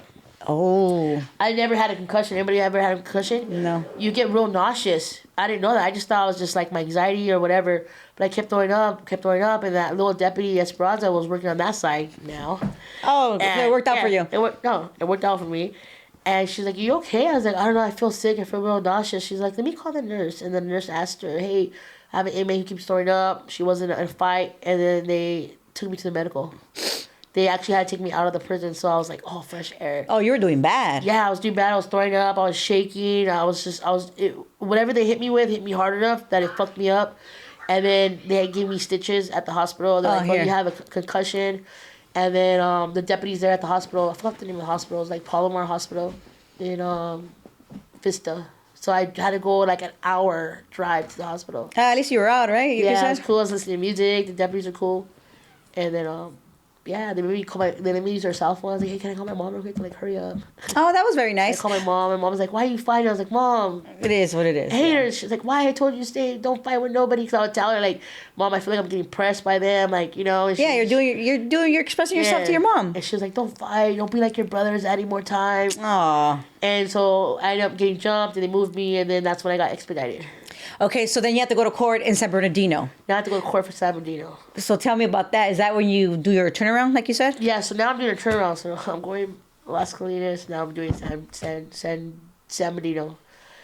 And they get me for the conspiracy charges drop. And then they're literally about to, like, case dismiss all that.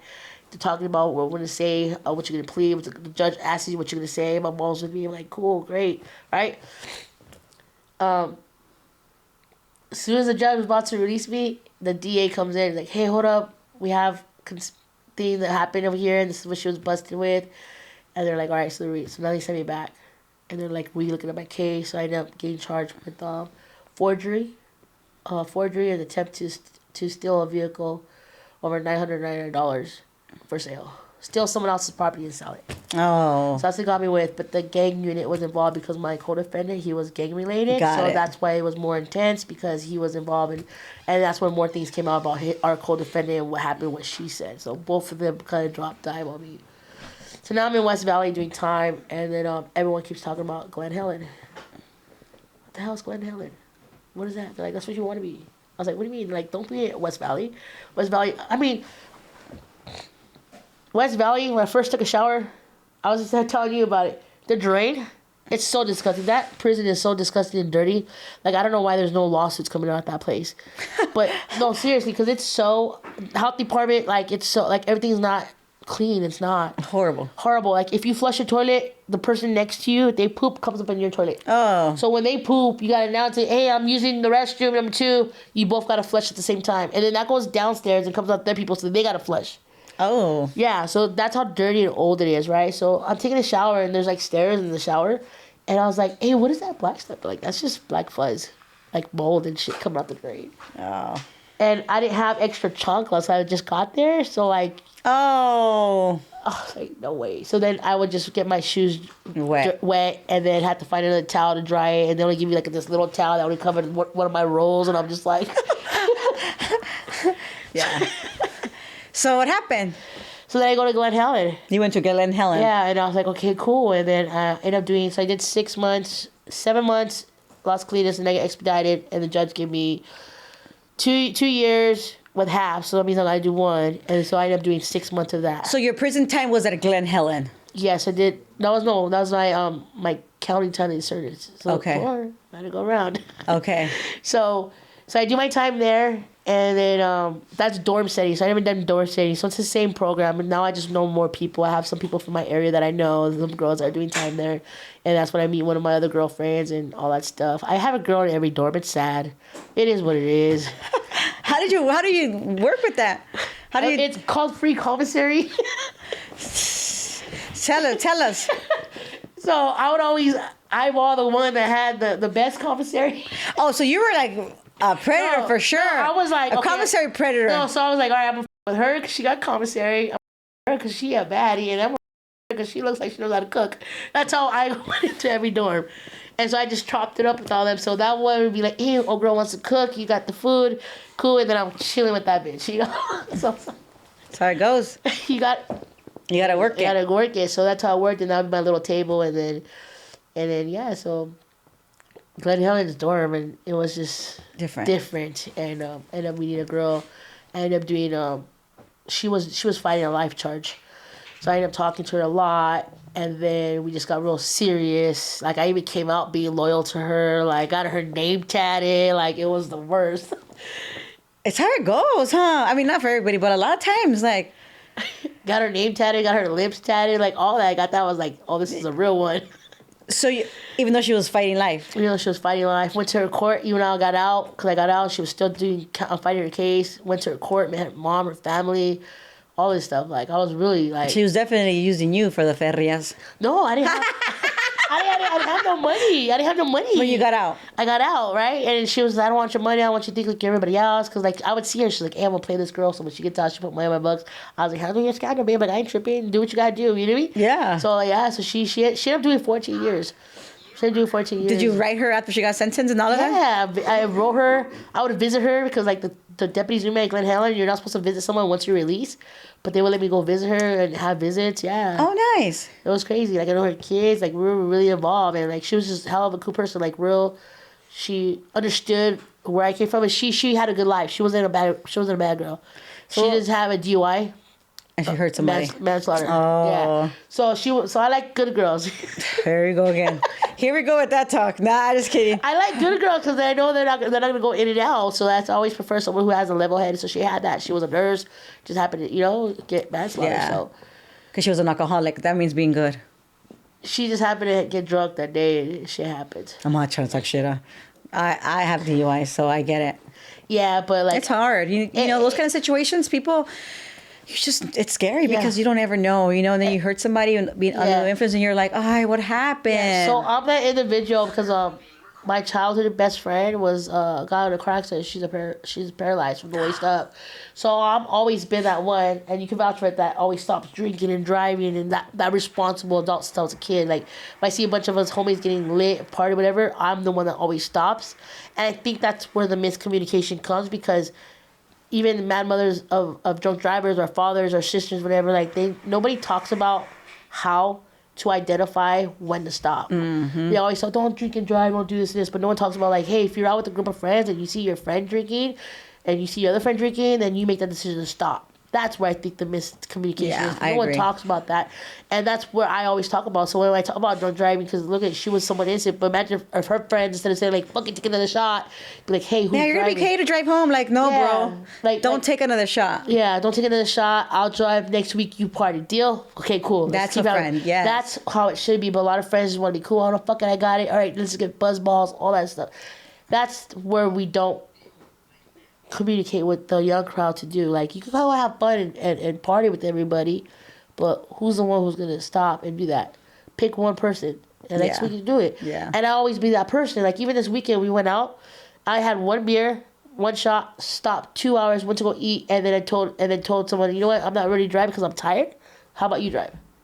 And that's a grown adult. I always been that way, and I think that's what's missing with drunk driving is, hey, you gotta be that adult. And if you decided to drink on your own and you crash, that's on you. You know what the consequences are. Exactly. So you got out of Glen Helen. Yeah, so I did 7 months Glen Helen, and then I'm about to get out, getting released. I'm putting my clothes on, my J's on, everything. I'm telling that girl the whole time, like, yeah, I'm G in the street.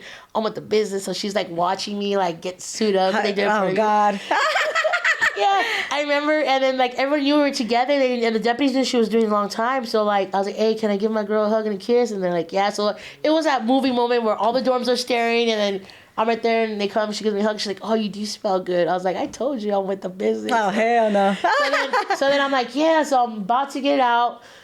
And then my deputy goes, "Hey, we're going to hold you back in that cell. I know you're dressed out, but we got a call from LA. Oh. So then LA picks you up. LA picks me up. And you go to Linwood? I go to Linwood. Oh, tell us about the Linwood experience. Gosh, Linwood. Because even county experiences from, like, you know, you being gay is completely from a normal girl. Oh, yeah, I get spoiled because I'm a boy. And then if I say I need boy underwear, I get everything new. So I picked up on that in San Diego. So everywhere I went, I was like, hey, I identify as a boy. Oh, And see, I didn't know that. Yeah, so if this is something new that our people, like, you know, our followers, Indicted, probably wants to know, you know? So when I did that, I would always get new clothes because it was disgusting. You guys seen the underwear come through. Like, y'all know what I'm talking about. Are you kidding me? I used to get these big old ones. Like, I had to tie like 2 times. Like, I've always been kind of small, you know, always. So, I mean, I used to get some big ones. I had to be able to, like, super tie right here. I couldn't even put them over and still tie them. Horrible. Yeah, you get some that have, like, black armpits. Like, you just know what Jcat word it, right? Oh, yeah, you're obsessed with that. It traumatized me, man. I was like PTSD. Like, I see some shit. Okay, so you get picked up, you get to Linwood. I get to Linwood, and I tell the officer, like, so different counties, they give you new undergarment if you do identify as that. But some places, they seclude you or they confine you because you're claiming you're transgender, right? I was just claiming that I'm a boy and I just want boy underwear. So I would have to sometimes talk to the deputy on site, and they'll ask you, are you taking hormones? Are you doing all that? I'm like, no. I just prefer to wear male underwear, and so they give you a muscle t-shirt or a sports bra. You can't have both. So I would get a sports bra, but I'll get the thontarons, right? Yeah, of course. Better. Or they give you boxers. They give you the white boxers. So it's better. Yeah, it's better. So then when a new deputy would come on, I'd be like, hey, I didn't get my muscle shirt. So now I'm hustling the system. Yes, so now I got a sports bra, muscle shirt, boxers, and thontarons. I'm like, I'm feed me. Yeah. Just do time all day, you know? So that's what I'm doing. Some places confine you, and in San Bernardino they didn't do it because we're dorm. They just keep eye on you. Hey, you don't want to get an H card. You get an H card. You're banned from everything. You'll be in you're solo all the time. What is an H card? Homosecting. Oh yeah, the homosecting. Homosecting is when you get caught with the female in action. Wait, did you ever get caught homosecting? I'm slick with it. Oh hell no! My tagging crew was hard to catch. Hard to catch me. Come on. Shit, catch me if you can. All day. Like, I told me, I was always on point. Like, I felt like I learned from a lot from my uncles, and they just told me a lot. You know, if you're gonna do your business, don't be fucking high and drunk. To make sure you're level man and you're you know. So that's how you used to handle your business in there. Yeah. So you get to Linwood, you get your clothes. I get my clothes, and I end up knowing the trustees, so they lace me up. And then they had me in a dorm, and I get up there, and I end up with some girl that was in San Diego. I'm like, hey, what are you doing here? Some older lady. She got picked up too. She got picked up too, and she was just like, hey, man, what happened with you and that girl? Because there was a big scandal. Because, like, that Las Colinas word transfer, and over there's a lot of flexibility. Like, you were able to go hang out or see other people's dorm. You'd be in one dorm, and you're outside, and that dorm could be in the workout room, and they could talk, so you could sign, you could communicate. There's a lot of that, right? And Linwood, no. And Linwood, no. You're literally locked down. But Las Colinas was the shit. I'm talking about, like, walking in different dorms. You walk by different rooms, and everyone's facing you to talk, say hi. People ask where you're from. You just throw your signs, all that. Like, it was totally different than Glen Helen and Linwood. Linwood was just like, you're in your cell, and you see that little skinny window, and is that a freeway right there? Like, you can barely see it, and it's just dark and gloomy, and It is. ugh, it was just bad. So what happened? So I ended up doing 90 days there.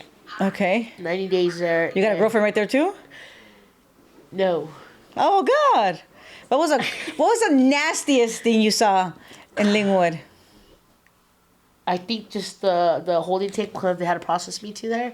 The holding tank, how it was just like blood and like smelly and prostitutes. Yeah. Gross. Yeah. What would you say was the craziest thing you saw throughout all these little institutions that you've been in? So after this LA time, I got out and I'm doing work, whatever, and then I get busted again for transporting. Again. Yeah. So the last time that I got busted, I did 3 years. They gave me 7, and I signed for 5. And they You went said- to prison. I went, no. They gave, so in San Diego, they do state prison and they do county time. And the same. So the San Diego is a prison as well. It's a prison as well. It's such a big campus. It was like they have dorms that are not even occupied yet. That's how much big it is. Oh, It's so huge. that's where you did your prison time. Yeah, in San so Diego. they have Tell us about They that. have a program in San Diego, and this is when we talk about the most scariest shit that Yes. not crazy thing.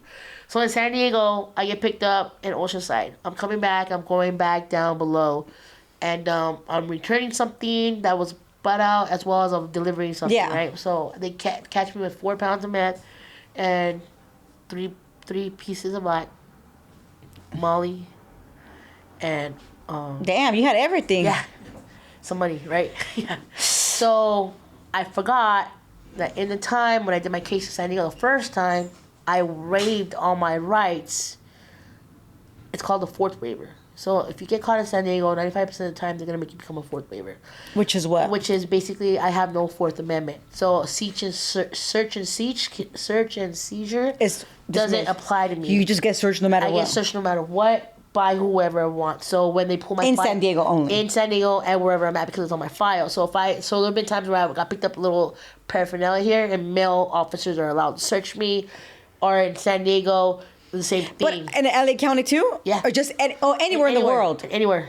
In the United States? In the United States because I waive my rights. So Got it's it, on got my it, got file it. that I have no amendment rights. Got it, got it. One. It's good to know. So you like know? if I was with my friends or my homies, whatever, and they're doing some shit on their phone or they have something on them, and we get stopped, and because I'm a fourth waiver, that becomes mine. So whatever charges he gets, I get charged with it as well. Even though I had nothing to know what he had on his phone, because it's everything, electronics, it's everything that you have on your, whatever you have on your phone. If I don't even know that you're doing, like say you're doing fraud or you're doing deals on your phone, just because I'm with you and they find on your phone, I get charged with it. Oh, wow. So if you guys get busted in San Diego, do not sign the fourth that waiver. Yeah. Or what is it called? The fourth waiver. It's called the fourth waiver. So they usually give it to everyone because there's a lot of transporting. Got it. So Border Patrol wants to be able to search you and stuff like that. So it's common enough to lose your Fourth Amendment right. Yeah. Man, I would not sign that. But obviously in the beginning you're scared and you don't know. You're just like, Well, let's it was sign. part of my deal for getting access to the crime. They're like, hey. So they added to your. So they added got to it. it. They're like, look, we're gonna give you access to the crime, but you're gonna, and that's when they had me signed to become a drug offender, which I wasn't at that point, or ever. And because I had something to do with drugs, they made me do all those. For sure. things, I get right? it. I get it. So now I'm in San Diego and I'm driving back and I'm arguing with the bitch on the phone, which I should have never did in the first place. And I hit Oceanside Rest Point. And I pull in there and I'm tired and I'm just like, hey. And I see a cop, but I look at my gas tank, I'm on E. I'm like, damn, I should have filled it before I left. Stupid. Decided to get out there, right? So I go up and I get out, I pass Camp Pendleton, I exit Camp Pendleton right there and I pull in the gas station. And cop gets behind me. And there's another guy, and we both looked at each other, and we both like jumped in the car because it's the rule. It's like cop, the first one to leave is gonna pull over. The last one is gonna leave. He's gonna pull over. I try to get on the 5, they pull me over. They call. Did you put gas? Yes, I put like $10 that I wanted to Oh, fuck out man. of there. so then they pulled me over, and prior to that I was down there like a week, right? And Border Patrol pulled me over and they stripped my car, left it on because it's on my file. So they're like, oh, we know you got something in your car. I mean, talk about leaving you 4 flats in the middle of nowhere, like them not giving a fuck. Yeah, they took all the air on my tires, searched the hell out of it, took my homeboy in because he had a little something on him, and he's like, no, it's mine, I'll take you for it. You know, put money on his books, whatever. But they left me out there in this middle of National City where all the homies started coming out, hey, fool, like, why you bringing heat to my block? And I'm just like, oh, shit. Like, bro, you got a pump. And, like, this little guy and a little bike, like, hey, I got my little bike pump. And so I was like, fuck it. Yeah. Yeah, so then like he's like, hey, my dad lives down the street, we'll help you out. So like I broke him off a little bit. I go, hey, thank you for the struggle, and then I was able to go to Shell gas station and I came back home. And it was on the way back down again. Is when Yeah, so you're getting pulled over all the time. towards the end because I think there was just watching you me again. and they're just trying to like figure out who I am and what am I doing and how I fit into this big puzzle, right?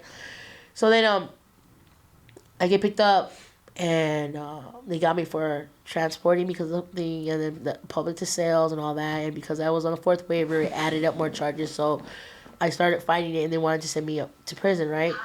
And then my lawyer was the same lawyer from before. He's like, look, they caught you this time. They got you with the drugs. This is what we could do, okay? They want to max you out 7 years. I'm going to push for 5, and they might throw the MSO program at you. I was like, what the fuck is that? He's like, the MSO program is you do local time, you contract it to San Diego County, you do your time at Las Colinas, and when you get out, you do half your time, but you're contracted to San Diego County, meaning you can't leave San Diego at all. I was like, what? So I can't go back home? They're like, well, if the judge wants you to transfer and you do good and everything else, it's a possibility, but it's basically up to you. Oh, that's kind of crazy. It's extreme because the MSO program, they put an anklet on you. You go to sober living to sober living. Okay, Yeah. so they put you in a place. They put you in a place, sober living, the lighthouse, and then you get branched out, and whatever opens, if it doesn't open, you're there. But so my 7 years got down to 5, and then I took to do half. So I ended up doing like 3 years and some change in there. It came out and had like a year and a half out. Okay, so you did 3 in Las Colinas. Yes, in Las Colinas. Which is like a prison/state. Yeah, so you mixed in with, So at that point, I'm at Las Colinas. I already kind of know the officers because I was there and I caused havoc. And I just have that personality. So we vibe. So I was vibing with everybody. So then I applied to be trustee real quick and it was a wrap. That's how you did your time. That's how I did my time. So I would end up doing the laundry. So I had access to every dorm. And then I'm hustling. So if you wanted fresh straws, drop a one item in the bag and I got you type thing. If you needed a letter to go from high power to go to somewhere else, that was me. I was delivering it. Even for the boys, because we work with, I want to say Bailey, but it's not. It's another jail out there. Mm-hmm. So we do the laundry. We wash all their stuff. And I was in the laundry. They would send in their big old tins of clothes and stuff, notes that need to be delivered. And I would make commissary off that. So I was just... Oh, yeah. You were doing okay for those 3 years. Yeah. So my mom was like, "Mom," she's like, "You want to put some money in books?" I was like, "Phone time maybe, but we're good." Like, she's like, "What are you doing? Why are you doing that?" But, it's good. It's good. Sometimes you just have to do things too. Yeah. That's just who you are, So you're doing your time. What was worse than you? Okay, so now I'm a trustee, and so I go to everybody that comes in. So shout out to my homegirl Littles from Nashville City. What's up? That's my dog right there. Like, I used to work with her a lot out there. So then Are you guys still friends? We're still friends, but Nice. I'm doing my sober life thing. Got it. But so I'm in there, and we got on lockdown prior 6 months to that because someone escaped. That's how much freedom you had. Oh, wow. Like when you would be when you and had, it's a prison too. Yeah, so it was a jail, and that's what I liked about it because like if you had a doctor's appointment, if you had to go see your counselor, they would just tell you, hey, go to your counselor appointment. So your deputy would just open your door and you would just walk. And it's a big campus. Like Google it one day, you'll see how big it is. So you just walk. What is it called? Las Colinas. Las Colinas. So this girl decides to go to medical because she's claiming she needs some medical. People would say that to get out, to talk to their friends while they walk, or just to get out and get fresh air, right? And this bitch decides to fucking jump the wall and leave. So she climbs up the light pole, jumps on the wall, which is really close, and then walks out because it's in residential. It's like a residential, and then there's a prison in the middle. Oh, wow. Like in my dorm room on the side I was at, I could look outside and see Target. Yeah, oh, wow. There would be like... Well, you're in the city. Yeah, there would be high school. You can play a football game. You can hear the band, 4th of July. You can see the fireworks show because it's right there. Like, you hear all that. So this... I don't want to call it Jcat, but yeah. So basically, she was feeding. She was coming down, and she needed to get high again. So she went to all extreme limit to do it. So she climbs over the fence, goes to Target, takes off her clothes, steals clothes, and then gets picked up and takes off. So that's how easy it was to leave that place. So she did it. So she locked down that facility. So me being a trustee in laundry, it was really hard for all that momentum to go through. So a lot of our people that worked in the laundry were like people who were like doing shit, like moving kites here or... And it was like the old heads that were already there. Yeah, they're already there the longest. Because to be a trustee, they go based on your behavior in your dorm and how long you're going to be there. Like, they're not going to put someone who's going to be out in a month, trustee, They put someone who has at least like, I want to say 2 years or plus in there that's able to do that job or whatever jobs. So different jobs. So then now I go to each dorm, high power, all that, and I meet all the girls, start clotting them. It's just entertainment, Of course. Yeah, so I met a couple girls in there. I wonder what ever happened to her. I'm going to look her up. Oh, hell no. Yeah. You're going to slide in her damn DMs? She probably still busted. I think this girl was doing some time. She was fighting a long time. She was there in my holding tank when I first did my time, and this is all within like 3 years or 4 years span. And when I went back, I was doing my time like already a year and a half, and then I got promoted to laundry because it took me a while to get there. I went landscaping, and then I went laundry because that's where everyone wants to go. She was still in high power. Wow. Fighting her shit. So, Pobrecita. yeah, so I know she was doing a long time. Like, I don't want to say her name because I know she's up there. But what's up, though? I'm just kidding. I'll be your pen pal. Nah, but like I would look out for her, and when she was like, "Hey, why you look out for me?" I was like, "Cause she put me up on game." She's like, "Hey," she was the one who told me that when they separate you like that, they're testifying. Yeah, I remember you I remember you saying that. Yeah, so she was someone, and I used to watch her, and all the guys were coming through. She's like, "Hey, fool, I'm so telling. Hey, yeah, they murdered her." I was just listening, like, "Damn, this girl's somebody out here." Yes. Yeah, somebody out here in San Diego. So I was just like, all right, respect, like, because that would be like someone like my homegirls or someone over here. I understand what you're saying. So I would always take care of her. I was like, "Hey, you put me up on game." She's like, "Really?" She's like, "I've been here in lockdown ever since." I was like, "Well, whatever you need, I'm doing laundry now." So, I mean, I would open brand new packages of like bras and stuff and underwear, and I would deliver to all my favorites. If you were like beefing with me, and I mean, like, you're getting the dirt of the dirt. Oh. And then I was the one who like helped loaded up the things. So like, "Hey, this one's going to this one, so make sure this person gets these blues or browns, right?" Yeah. But I got fights all the time too. Over there, this last time, I got fought, and then I went back to single cell because when I was a trustee, they were tripping on me because I was claiming a boy, and some girl was like hating on me because like she wanted to do our deliveries, and like our laundry people like bought me like Starbucks one time, and that just set off the whole jealousy point. Oh yeah, so you can't be saying those kind of things. No, but they brought me like, "Hey, it's your birthday, Raquel. Like, you do really good work. I don't want to see you back here to get me coffee." And then that started shit with this older girl. And she got me kicked out of trustee, and I went back to single dorm. And because I claimed a boy, now I'm single cell, and I'm not house partners. I couldn't have anyone in my dorm, can't have anybody near my door, because I want to be in that area. Because they do have different section for transgenders and stuff like that. But I want to be with the regular public. Let's talk about a little bit of the transgender stuff. Oh, there's some nice Justin Biebers. Like they're actually like they look, and there was this guy called Barbie Ken. His name was Ken. And he full on girl, period and everything, but looked like a straight handsome ass dude. Like she's a girl. I was like curious. I was like, "How'd you get those abs? They're all surgically." I was like, "Who the fuck are your parents?" Because people in San Diego, they got money. Yeah. They're all no offense, there's a lot of druggies in there because their parents have money. There are a lot of opiates because it's right then and there. A lot of them are hood, but there's kids that got parents that got money. So this individual, he had money, and his parents paid for him to have, to his calves, plastic surgery on his calves, his abs, everything, facial. Looks like a straight man, but it's a girl. But she has to be there. She has to be there. She wanted to because I think if she went to male, I think she'll get hurt. Yeah, for sure. Well, because she's really a girl, because she has the private part. She doesn't have a pee-pee, right? She doesn't have a pee-pee. Yeah. I was like, I didn't see that shit. That's so crazy for me. Okay, so they're not really they're just staying in one room. They do have, because at Las Colinas they have the girl transgenders there too. So if they're like a male that's a girl, they'll put them at the Las Colinas, but they'll put them where the PCs are at. Because they're boys. Because they're boys, but they look like girls. And I was just like, when I would go deliver the laundry, they would tell me like who's PC, because I would get word from certain people from different barrios out there. Hey, this person PC'd up. Don't. And I have to make sure it goes through. That's just out of respect, because I'm in Nurse City. Of course. I'm a guest in Nurse City. So I had to do, I'm not going to go against the grain. No. No, so, and then I believe in that, like I believe in, if you do the crime, you're going to do the time. Mm-hmm. So why flip? And a lot of people just get scared. So, yeah. So I have the same morals anywhere. So so I just had to follow through, Yeah. And I would see some shit, but there were some guys that look like badass stripper bitches, but they're guys. Yeah. And I'd be like, "Hey, what size are you?" "A large." I'm like, "Wait, what the hell is this coming from?" Because you were just kind of adjusting and you didn't know that. I didn't know that, but they got money out there, right? So the guys were even able to transgender themselves into to women, looking really good, pretty women.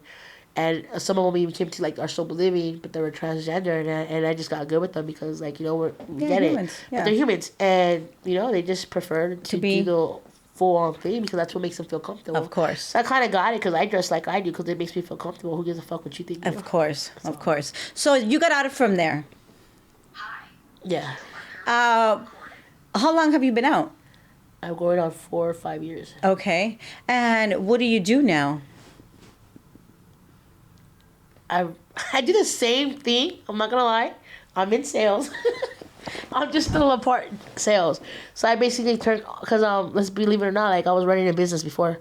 So I took all that knowledge and was like, you know what? I'm not gonna go keep doing this shit. I hated doing the processing part. You guys all do processing. It's lengthy. It's forever. You gotta cough. You gotta wait for all that stuff. It's just nasty. Like nobody wants to be in jail. Period. Yeah. I don't care what you say. Yeah, no one wants to be in jail. Period. And it was just like, it's just. I'm getting old for this shit. Because after me doing my 3 years, I realized, like, damn, do I really want to keep... Because before the 3 years, I had that mindset, I don't give a fuck. Maybe I'm going to end up dead. Right? Because kidnapped something, which I was kidnapped. I missed all that part, but... Wait, you were kidnapped? Yeah, some shit happened. Long story. Wait, tell us. No. I mean, if you can't talk about it, then I get it. Like, even family can sometimes set you up, you mean? Yeah. I think I had some shit. That's how it went down, so, you know. How did they kidnap you? I drove out there. They tied you up, threw you in the car, and the whole 9 yards? So I got there, because remember I told you, I don't know if in the beginning when you heard me, I would transport from here to Arizona. Yes. Sorry, my dog's stayed dry. It's okay. Man, I should make a movie, huh? I'm just playing, guys. You're all happy. Go. My throat's really dry right now. Why am I happy? I'm always smiling. No, happy is good. I'm like, oh, you're happy for sure. I love that. You better be happy sitting in that chair and telling your experience. I think everybody. Where were we at? Oh, you were just telling us your little kidnap story. Oh, so, I didn't even know it existed from my uncle, whatever. Says, hey, my kids are coming. They want to meet me because he's finally out of jail. Cool, whatever. Sees what I'm doing. You know, I'm taking her to Rosarito. We're partying. We're going out to clubs. I mean, like, she never had to pay for a dime because I had it like that. And she was just like, okay, cool. So then, she gets wind that I'm going to go to Arizona. She's like, oh, I want to go home. I want to go back home, whatever. So I go, and they didn't know what the deal was, but they just know, she just told her man that, hey, with the business, she has money, she has the drugs, blah, blah, blah. And they're just like some low-time hood fools. Ah. So this is when the flip phone still existed, and I was supposed to go out there, and the homie's just like, hey, you haven't called me. They're calling my phone. So what happened was, I think they put something in my drink, because I remember taking shots with them, and then I woke up to a chair, and my hand's like this, and I'm just like, here. Oh, you were like tied. Yeah, I was tight. And their grandpa's sitting right there. I'm just like, what the fuck's going on here? And I was looking, whatever her name is. Nowhere to be around. Whoop-de-whoop, my phone's going off. Finally, I see that guy from last night. I was just, hey, and I finally started looking. I see them, they're stripping my car. They're looking for the dope. The dope wasn't there yet. Idiots. So the phone keeps ringing. My phone keeps ringing, and I'm like, hey, if you don't answer that, they're gonna think something's up, and they're definitely gonna start looking for me. So the homeboy's like, hey, where's all the dope bag? Oh, I told you I didn't have any, but you can have whatever I have. And I had like an 8-ball on me, so I gave it to him, and he was all talking shit to the homegirl, got me out there and like beat her up already, like, what the fuck is this? Dry run. So I'm telling the homie, like, my phone's ringing. They're gonna start tripping. And then I answer it, and the homie's like, hey, Rock, you good? And I was just like, nope. He goes, oh. You could just tell by my tone. Because I'm that type of person, right, Karina? Like, where you could tell by my voice, my tone, when I'm stressed, mad, upset, or worried. And it was that tone, like, it wasn't me, like, hey, what's up, fool? Like, yeah, what's going on? How you doing? It was more like, hey, hi. And he picked up on it. He was like, hey, if you can't talk, just say, okay, homie. And I was like, okay, homie. And he was just like, where are you at? I go, I don't know. I'm at the spot with so-and-so. And he's just like, oh, okay. And he's like, you good? And I was just like, no. And we just started talking. And then the guy grabbed the phone. And he was just like, hey, where is it at or whatever. He goes, hey, I don't know who you are. Click. Hangs up on him. Oh. So then my phone starts ringing again and again and again all day. I was like, look, guy, just answer the phone. So my uncle calls. And he's in jail. My uncle calls the phone. And then shit started happening. And he whoop, whatever, made shit happen. And then they put me to another house. And when I get to that house, the girl untied me. She was like, I don't know what they're on, but we ain't gonna do that shit here. And I was kind of like up on game. I had nothing, no cell phone, no money, no car. They took my car. And she was like, we're not gonna do that shit here. I'm gonna get you home. So I'm driving around with her. And I just felt like they were delayed, right? At this point, I'm not trusting nobody. And I'm in New Mexico at this point. So I went from Arizona to New Mexico. So now I'm in New Mexico, like, 'cause we're driving around and all that stuff. And I'm just like, damn. I see a Greyhound. I'm like, fuck this shit. Like, I need to figure this shit out. So I see a Greyhound. That guy that did all this was over there with her somehow. And he gave her my phone. And then I had, like, it was one of those phones where you had to put minutes on it. And you only had a certain amount of units on it. So I had, like, Babe, two can you calls. check the cameras? I think I heard something, like, go off. So I called my cousin Boy. Called my cousin. And I tell him, hey, I'm right here. I don't give a fuck who it is. Give me some money. I need the fuck out of here. This and this, right? He's all, for real? I was like, yes. Just to make this shit happen, I need to get the fuck out of here. Just give me a Greyhound ticket. Do whatever you need to do. I got 1 more minute to call you back, and for my phone's dead. Whatever. My cousin did whatever he had to do. He started calling everybody. And my cousin was like my little minion. Like, he did mostly everything I had because I was a supplier, so he always went to party. on it, yeah. So he did whatever he had to do, and then we're at the 7-Eleven, and that guy pops up, and I'm just like, am I fucking car? And I'm in that car, and I was like, that is my fucking car. And he, like, hopped out the 7-Eleven with the door open. And I booked it. That was the fastest my fat ass ever hopped out of a car and ran. And I called my cousin, hey, I'm heading to Phoenix. Wire me some money at the Walmart. And I just went to Phoenix. My car died, got some gas, and that's how I came home. Wow. And then I never spoke to that family again that side. Wow. That is an intense story. Nobody's ever been kidnapped and indicted, so... It was like a low. No, I mean, bro, getting kidnapped is if you're waking up and your hands are tied. My friends make fun of me now, like what? And so, they make fun of me because like I kind of get like when I feel like I don't know where I'm going. It's like where we're going. So we went to this Halloween thing, and they were. I'm talking about you bitches, yes, you motherfuckers. And then I kept asking like, where are we going? Like, what are we doing? Like, I don't want to do this shit. Like, where am I? And they're like, oh, what, you're scared to get kidnapped again? I was like, that shit wasn't funny, bro. To be in a situation, not have money, not to have a cell phone or a knife or anything. Like, I was literally like, fuck. It's scary. And not even that. Like, I didn't tell nobody. I didn't tell anybody because I didn't think I had to. Yeah. And I always call one person till this day, no matter what, direct line, hey, this is what I'm doing. Or like, share your location now. I don't do all that. Oh. I call, hey, I don't know where I'm going. I'm letting you know. I'll call you back in an hour or two, right? And no questions asked. Okay, if I don't hear from you, I know what to do, right? Yeah. And that's the kind of protocol it has, and I fucks with it all day. But that day, I didn't. Yeah. I didn't, and ever since that day, and that happened way before all my time. It happened when I was young. It happened when I was like 18, 19. So they went this Halloween. You ever, I forgot what it's called, but it's like 17 doors or something. Yeah, the seventh door. The 17 doors, but it's like a haunted house. Yes, we've gone. I don't like scary stuff, so I don't like it. But my husband likes to go to those. Okay, so they're like, don't worry about it, Rock, you're cool. No, and they're handing me this little gauntlet thing. Like, yeah, just put it on your neck. No, I buy that one because don't scare me. I don't like scary stuff. I'm a little scary ass. I don't care. So the whole time they're like, what, you're scared because we're kidnapping you?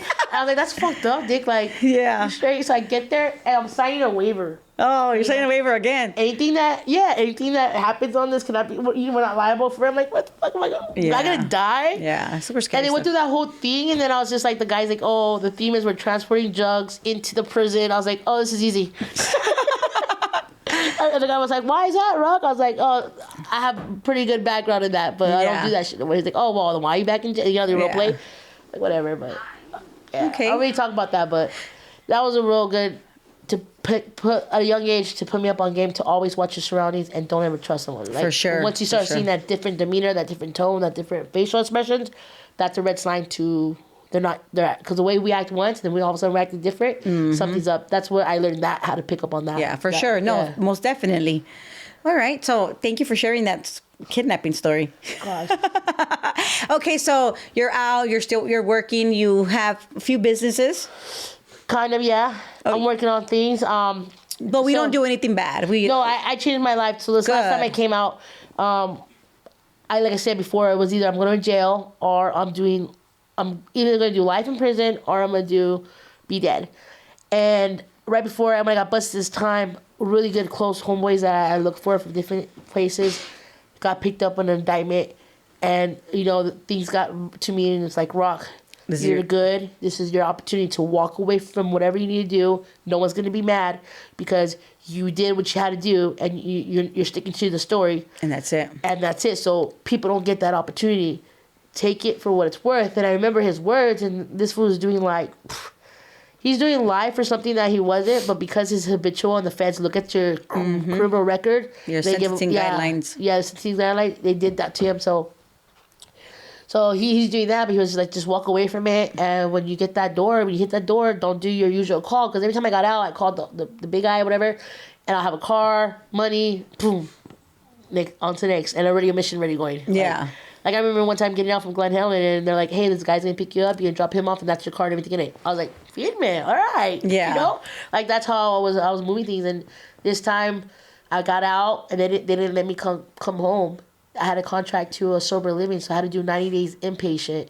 And in there, they talk about a lot of drug things, but I was like, oh, I was addicted to money. Well, how you be addicted to money? Well, fuck, I like having money on me. I like expensive taste. Like, I like shopping. I like having fun and not worried about, tomorrow, right? Or the bills. Or if I don't have it, I'm gonna figure it out. I'm gonna find it because I'm that type of guy. Like, I'll figure it out. If shit happen, we'll figure it out. I'll figure it out. We'll do it together, So, did my time, and then I'm on an anklet still, and I get a pass to come home. And this time I finessed some girl for a brand new car, so I'm coming home to the hood in a brand new car. You're all happy? Yeah, I was like, I I'm out. Been gone for a while, come back, I'm hitting all the corners, and I go into one of my favorite trash spots, right? Oh, I missed the part where I got picked up by the marshals. That's another story. But, so I'm in this trap house, a hotel house, and I pull in there, and they recognize me because it was surveillance. It was being surveillanced. They recognize my face because when you go do time that has to do with transporting thing, they make you do DNA and facial recognition. So I'm facial recognition. So every time I cross now, it pops up, right? Yeah. So I'm in this hotel room and one of my bitches is there. So I'm like buttering up in bed, like, hey, whatever, And the homie's running in and out. He's like, hey, Rock, you got a whip? I was like, yeah. I was like, where do you want to go? And he's just like, I need to go make some money. I was like, well, how much money you break me off, right? Just natural instinct. He's like, I got you, Rock. I was like, well, shoot whatever you got. I'll flip it. So we leave the hotel room, and on the way in, they corner me, and they fucking pull us over, and my record pops up, and he calls my probation officer. Because you're at the sober living. I'm in the sober living. Supposedly, I'm on a day pass. And they call my officer, and she's all, tell her that I don't want you guys to take her, so they don't take me in because she wants me. Yeah. And she goes, tell her to be in my office 7 a.m. tomorrow, no ifs and buts. And then I had that choice. Am I going to go on the run, do all this shit again, or do I just face the facts and see what that deputy's going to do, right? Because I'm on MSO. I'm not supposed to be around that thing. So that officer, my probation officer, put me back into program and gave me another year and had to be contracted there. So then that's why I did my 2 years out there, stuck in San Diego County. Got it. And then when I was in the sober living, I just got bored of fucking doing those little things. And I was like, hey, how can I get out of here? You got to get a job. So I started doing like, I forgot what it's called, but it's like a place where you go, a day worker, and they get you jobs. Labor finders. Okay. Like Labor Day. It's called labor finders. It's called labor finders. So cool thing about that is like you can get a holiday doing whatever you want, and they'll pay you either a check a week later or you get cashed out that day. They take a percentage of it, but you get cashed out. So I was like, oh yeah, then I'll get a room, and I started dropping it, whatever I was doing, right? Just the way my mind was thinking, right? Yeah. So now I'm at sober living. I got money coming in, and I came across this one job, and I just kept bugging. I was like, hey, I could do this. Like, they hit me up. They're like, well, have you ever sold before? I was like, yes. They're like, have you been in sales? I was like, you can say that.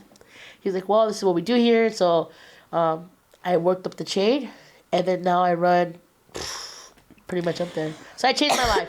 Good for you. Good for you. So the opportunity, started running that, and then started doing my music thing, got my clothing line, because I always wanted to do my rock bottom. Because I came from rock bottom, always up, and then I'll get busted and start again, all the way rock bottom. So that's where rock bottom came from, and then my name is Rock. So a lot of us hit our rock bottom. It's what we do after that, what you're going to do, right? Exactly. So that's where rock bottom comes from, and that's something I wanted to do as a clothing label. But then also, when I used to talk back in the day with my close homegirls, I was like, well, one day that's going to be a nonprofit.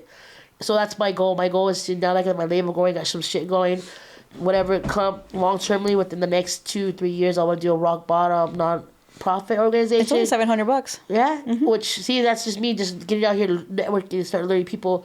And it's going to be for females, individuals, because the reason why we get sucked into that cycle again is because there's no help. Exactly. And us women, we have to either do some shit to get that hotel, and then we're stuck in that cycle, and then we're just living at hotels, right? Just imagine if you had a spot to shower or shit. As long as you get a job, I'll fucks with you. Because that's all I needed. Someone gave me a job, and I had a place to shower every day, and I did what I had to do for myself. So that's kind of that's what your work is. No, I work in sales. I don't want to disclose where I work at. That's why. Oh, okay, but it's not bad. No, I do good. I give other individuals opportunities. So I build sales team, and they go and sell a product for this company I work. Got it. And I build the culture, the team, the atmosphere. And not only that, I had problems in certain areas hiring individuals, so I contracted with certain sober livings, and so individuals would come out of jail. So it's that kind of Yeah, so if you're looking for a job that felony friendly, hit me up, DM me. I'll take care of you, but you gotta be 100. For sure. I'll open that door for you. I'll lay it out for you. Yes, love that. Yeah, love that. I do that. So now I have like 6-7 employees that came out from prison that are sober living that are now like Doing GMs. amazing. And they call me and they're like, "Hey Rock, I just want to call you. I just drove my car off the lot. You told me your story. Yes. I did it too." And it's like quick. That's why I just figured out that I'm giving opportunity to other individuals. Now. So that's why I Good. figured it out. Nice. So the Rock. Plus, you're doing your music stuff. You're saying. Yeah, I'm doing my music stuff. Yeah, and in San Diego, I met a couple rappers, and I was like, you know, I always in the rapper game. You know, I always wanted to do that. I was behind the scene. I know how to make beats and all that. I just never they're like, well, manage me. So we the studio in San Diego. They have a really big music. Following out there, like everyone. So I know a couple of good artists out there, and then I would start going to the studio with them, and I was like, damn, I could do this, you know. Nice. And then start messing with certain people out here, and we just started collabing, and it works, right? Good. So I started doing the rock bottom. So I work my 9 to 5 at rock bottom, and then I work with my brother's company. I do the sales lead for his team because he's seen how much I changed and how much I am. Oh, that's good. So I'm nonstop working the same way I was back then, but I do it legit. So you can take all those skills, but what are you gonna do with it? Of course. You mean it? And I think that's where it gets diluted too. Where what are you gonna do with it? We have this time, we have this opportunity. What are you gonna do with that mic? Yeah. You just gonna let it drop, or are you gonna spit on it? Yes.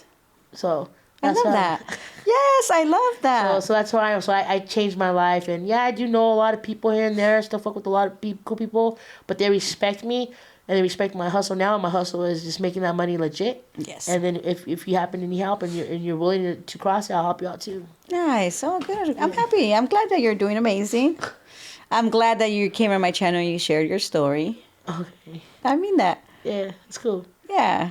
You're right. No, if you could slim me down a little bit, that'd be perfect. And my husband's going to be like, do I look slim on the videos? Well, Rock, is there anything else that you want to share that you haven't shared before we close?